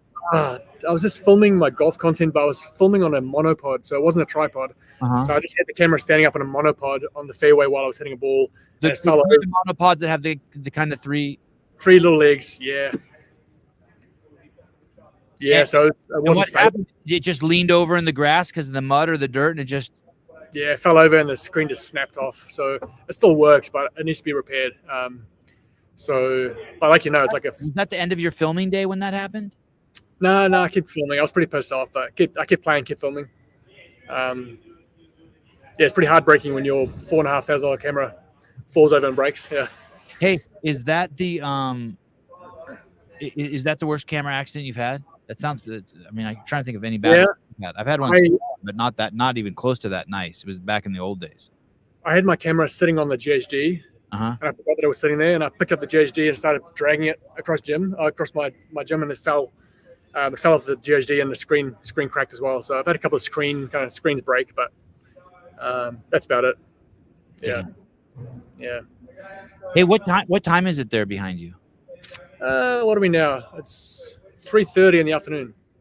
So I think the athlete briefing is at 4:30. So one more hour, and then the athlete's briefing here.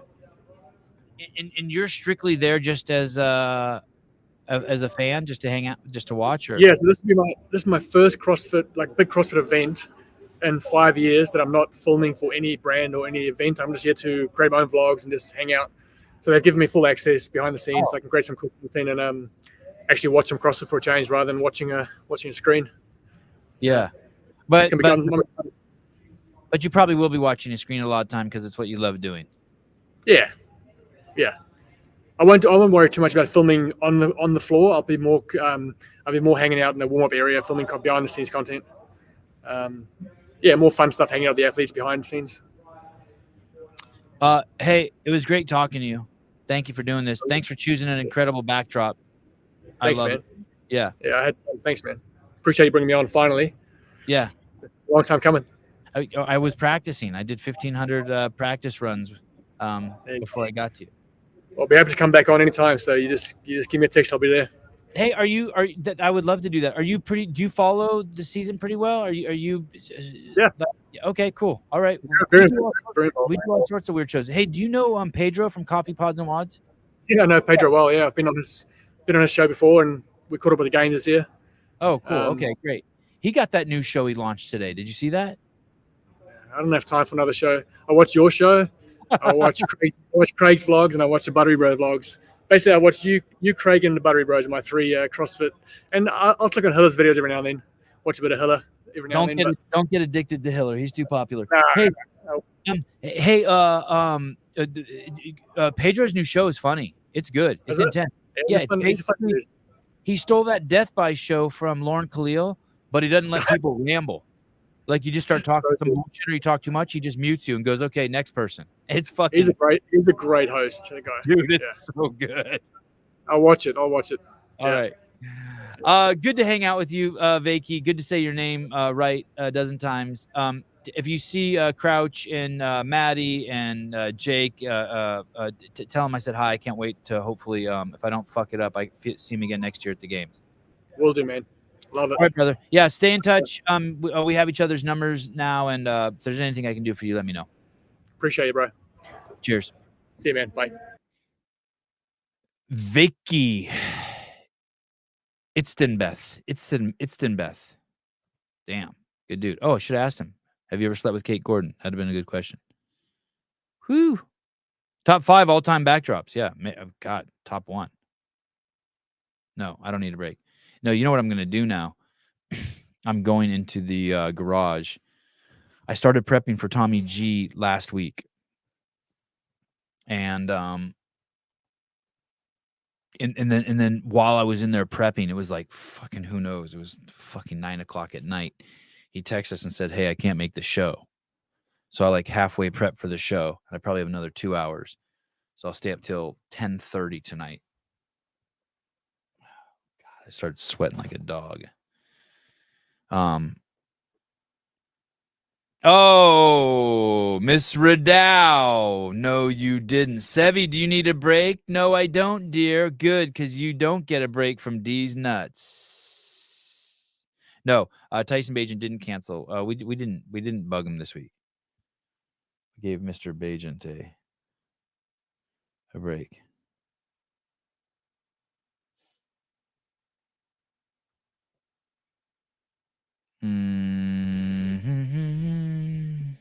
What's this about?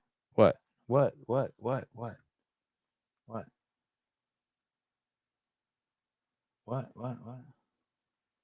Oh, I don't know what you're saying. What? Sorry, I'm texting. With J.R. Howell, it's important.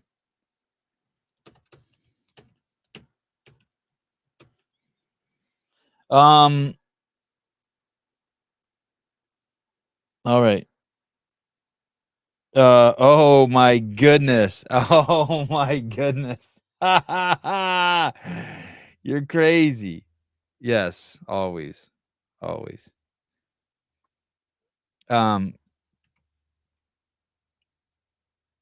God. Listen, if you live in Australia, CA Peptides sent mails to Australia.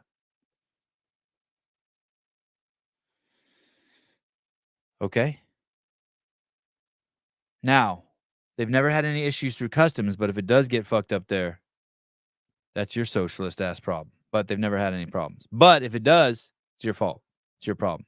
It's your government. But they've never had any problems.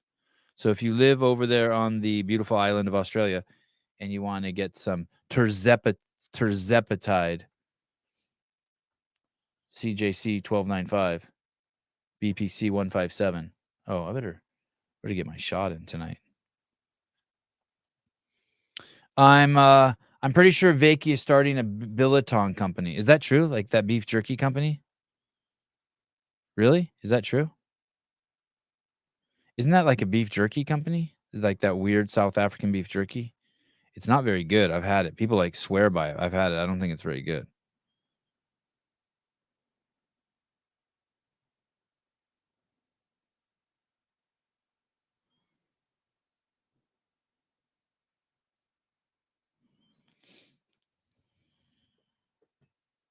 Allegra. So Sevi. Guessing that's a typo. About those behind the scenes anytime soon? Well, I thought you'd never ask. Will, do you have any idea when the behind the scenes are coming out? It's all over his Instagram. I was just on his Instagram. I don't see shit on Wykie's Instagram about biltong. Biltong? What are you talking about?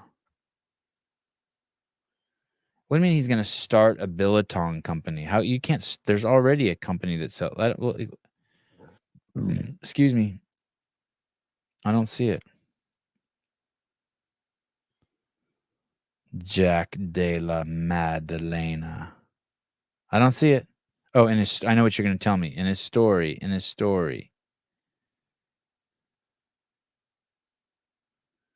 Here. Andre Agassi. Wykie. Sydney. Down Under Championships. You're tripping, boo. And look, it's not. Oh, here, I'll go to his link tree. Let's see his link tree. Oh, shit. There it is. South African biltong made the right way, delivered to your door. All right. You think they ship to the U.S.? It's supposedly the best shit.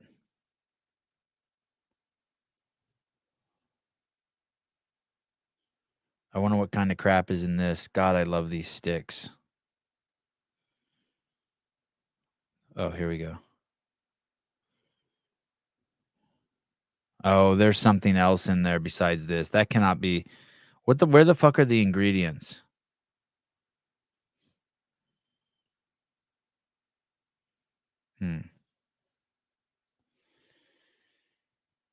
Oh, it's their secret recipe. Crafted with their secret recipe. You mean someone jerks off on it? Come on. What do you mean your secret recipe? Anyway. I was sharing the screen, wasn't I? You skipped it. It was the fourth story. What? Seriously? Oh, I wasn't sharing the. Oh, sorry. I was okay. I wasn't sharing the screen. Here we go.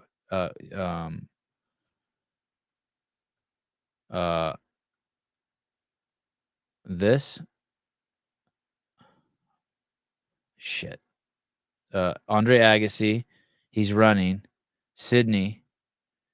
No, this is lean mu. That's the chips. Lean mu. I don't even know what that is. That you're saying this is it?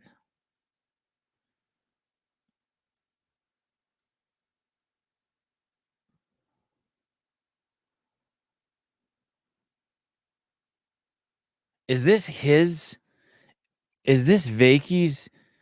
Why didn't he talk about this? I fucked this up for him? Oh, damn. Is this his oh man. Oh, look at this. Voted Australia's worst vegan snack. That's funny. Yeah, I guess that's his camera bag right there, right? Look at it. Got a little drone. The guy's good at what he does. Click on it, bro. Oh, that's a different company too.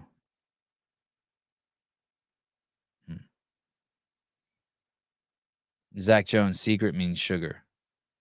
Oh, I always go straight to semen.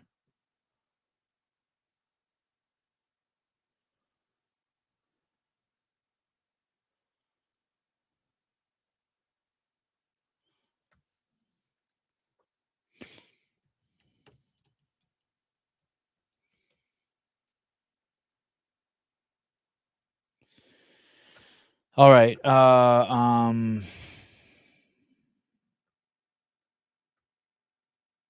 What else?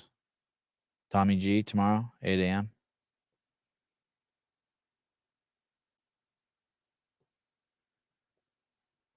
I showed you the giant boobs on the trampoline this morning. Let me see what's going on the calendar. Tomorrow, Tommy G. Then in the afternoon, Shut Up and Scribble. We've started talking to Wadapalooza about, and then Friday, Greg Hammond from C2. Oh, that's going to be fun. And then I don't see anything on Saturday and Sunday. Dude, did you guys see this? Let me show you this really quick before I go. Did you see this?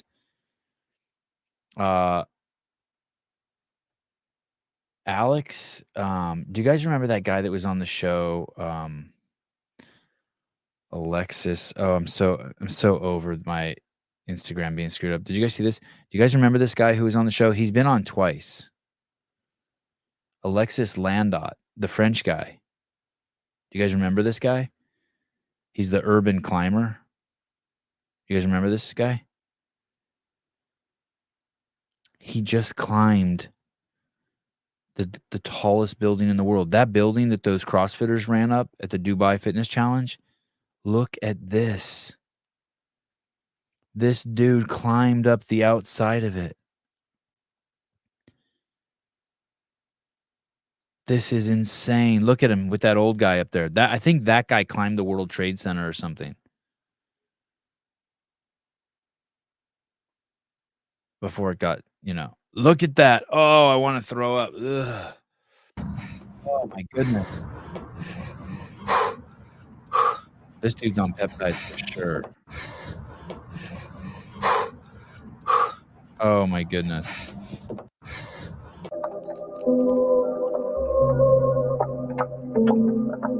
Oh, he's got a rope to him. I wonder what he thinks about that. Wow. Look at that. Do you guys see that? I wonder if he ever fell. Yeah, anyway, Sousa reached out to him today. Dude. Wouldn't that be crazy if we got him back on the show? Oh. What a dream come true. Our dudes ran up the stairs on the inside. This guy climbed on the outside. Yeah, I know. It makes my insides hurt a little bit too. Oh, shit. My mouse froze. Son of a bitch. That means I can't even end the show if I wanted to. What the fuck is going on? Backup mouse. Backup mouse. Always two mice. See backup mouse? Wired mouse.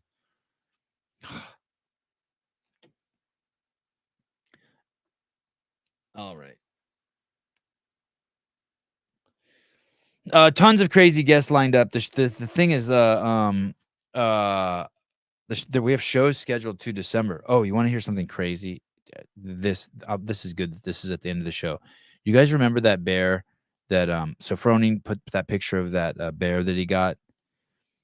He got it, the bear that got the Froning, and then he did a podcast about it, right? I am trying to get another flat earther. I'm trying to get this guy who made the movie Beyond the Curve or something. But anyway, so Froning then did a podcast with the bear. Well, now next Wednesday, they have a video coming out that takes him where he does the hunt, and you get to go on the hunt in this mayhem video with Froning, and he gets the bear. So we're gonna get to see the whole video. But here's the best part: that video premieres Wednesday, and then Thursday he's coming on the show. So Wednesday, we all got to watch that video. And then when he comes on, I'll open up the phone lines and we can ask him all sorts of crazy questions, right? Like, did he get any ticks? How was the meat? Can Can we arrange a cage match between some of the jackasses in your comments and Luke Parker?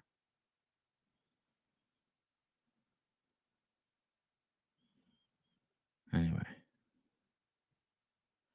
Bernie Gannon digging for a late night joke. It wouldn't have to be a tall skyscraper. Just say it is and let Dave's team measure the height. Damn. Not cool, man. Not cool at all. It's kind of cool. Funny. Shit, my mouse still doesn't work. What do you think happened to my mouse? Oh, you think maybe the battery died? All right.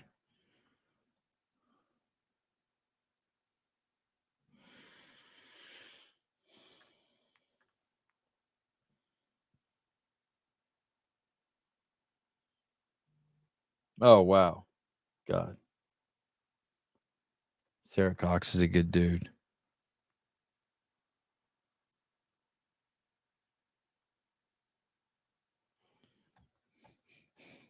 I don't know why I'm doing this, but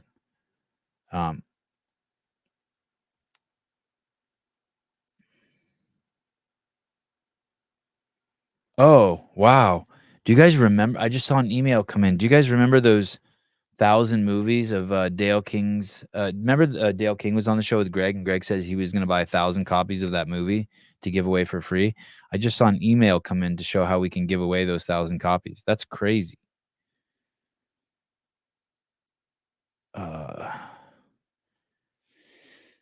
This is the camera. This is the camera that oh my God, I don't even see it. Oh.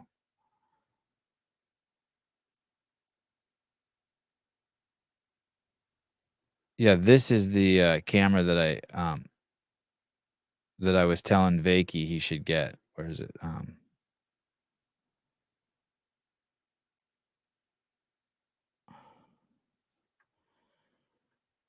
don't know why they're selling it like this. It's weird that they're selling it like this. I'll show it to you guys.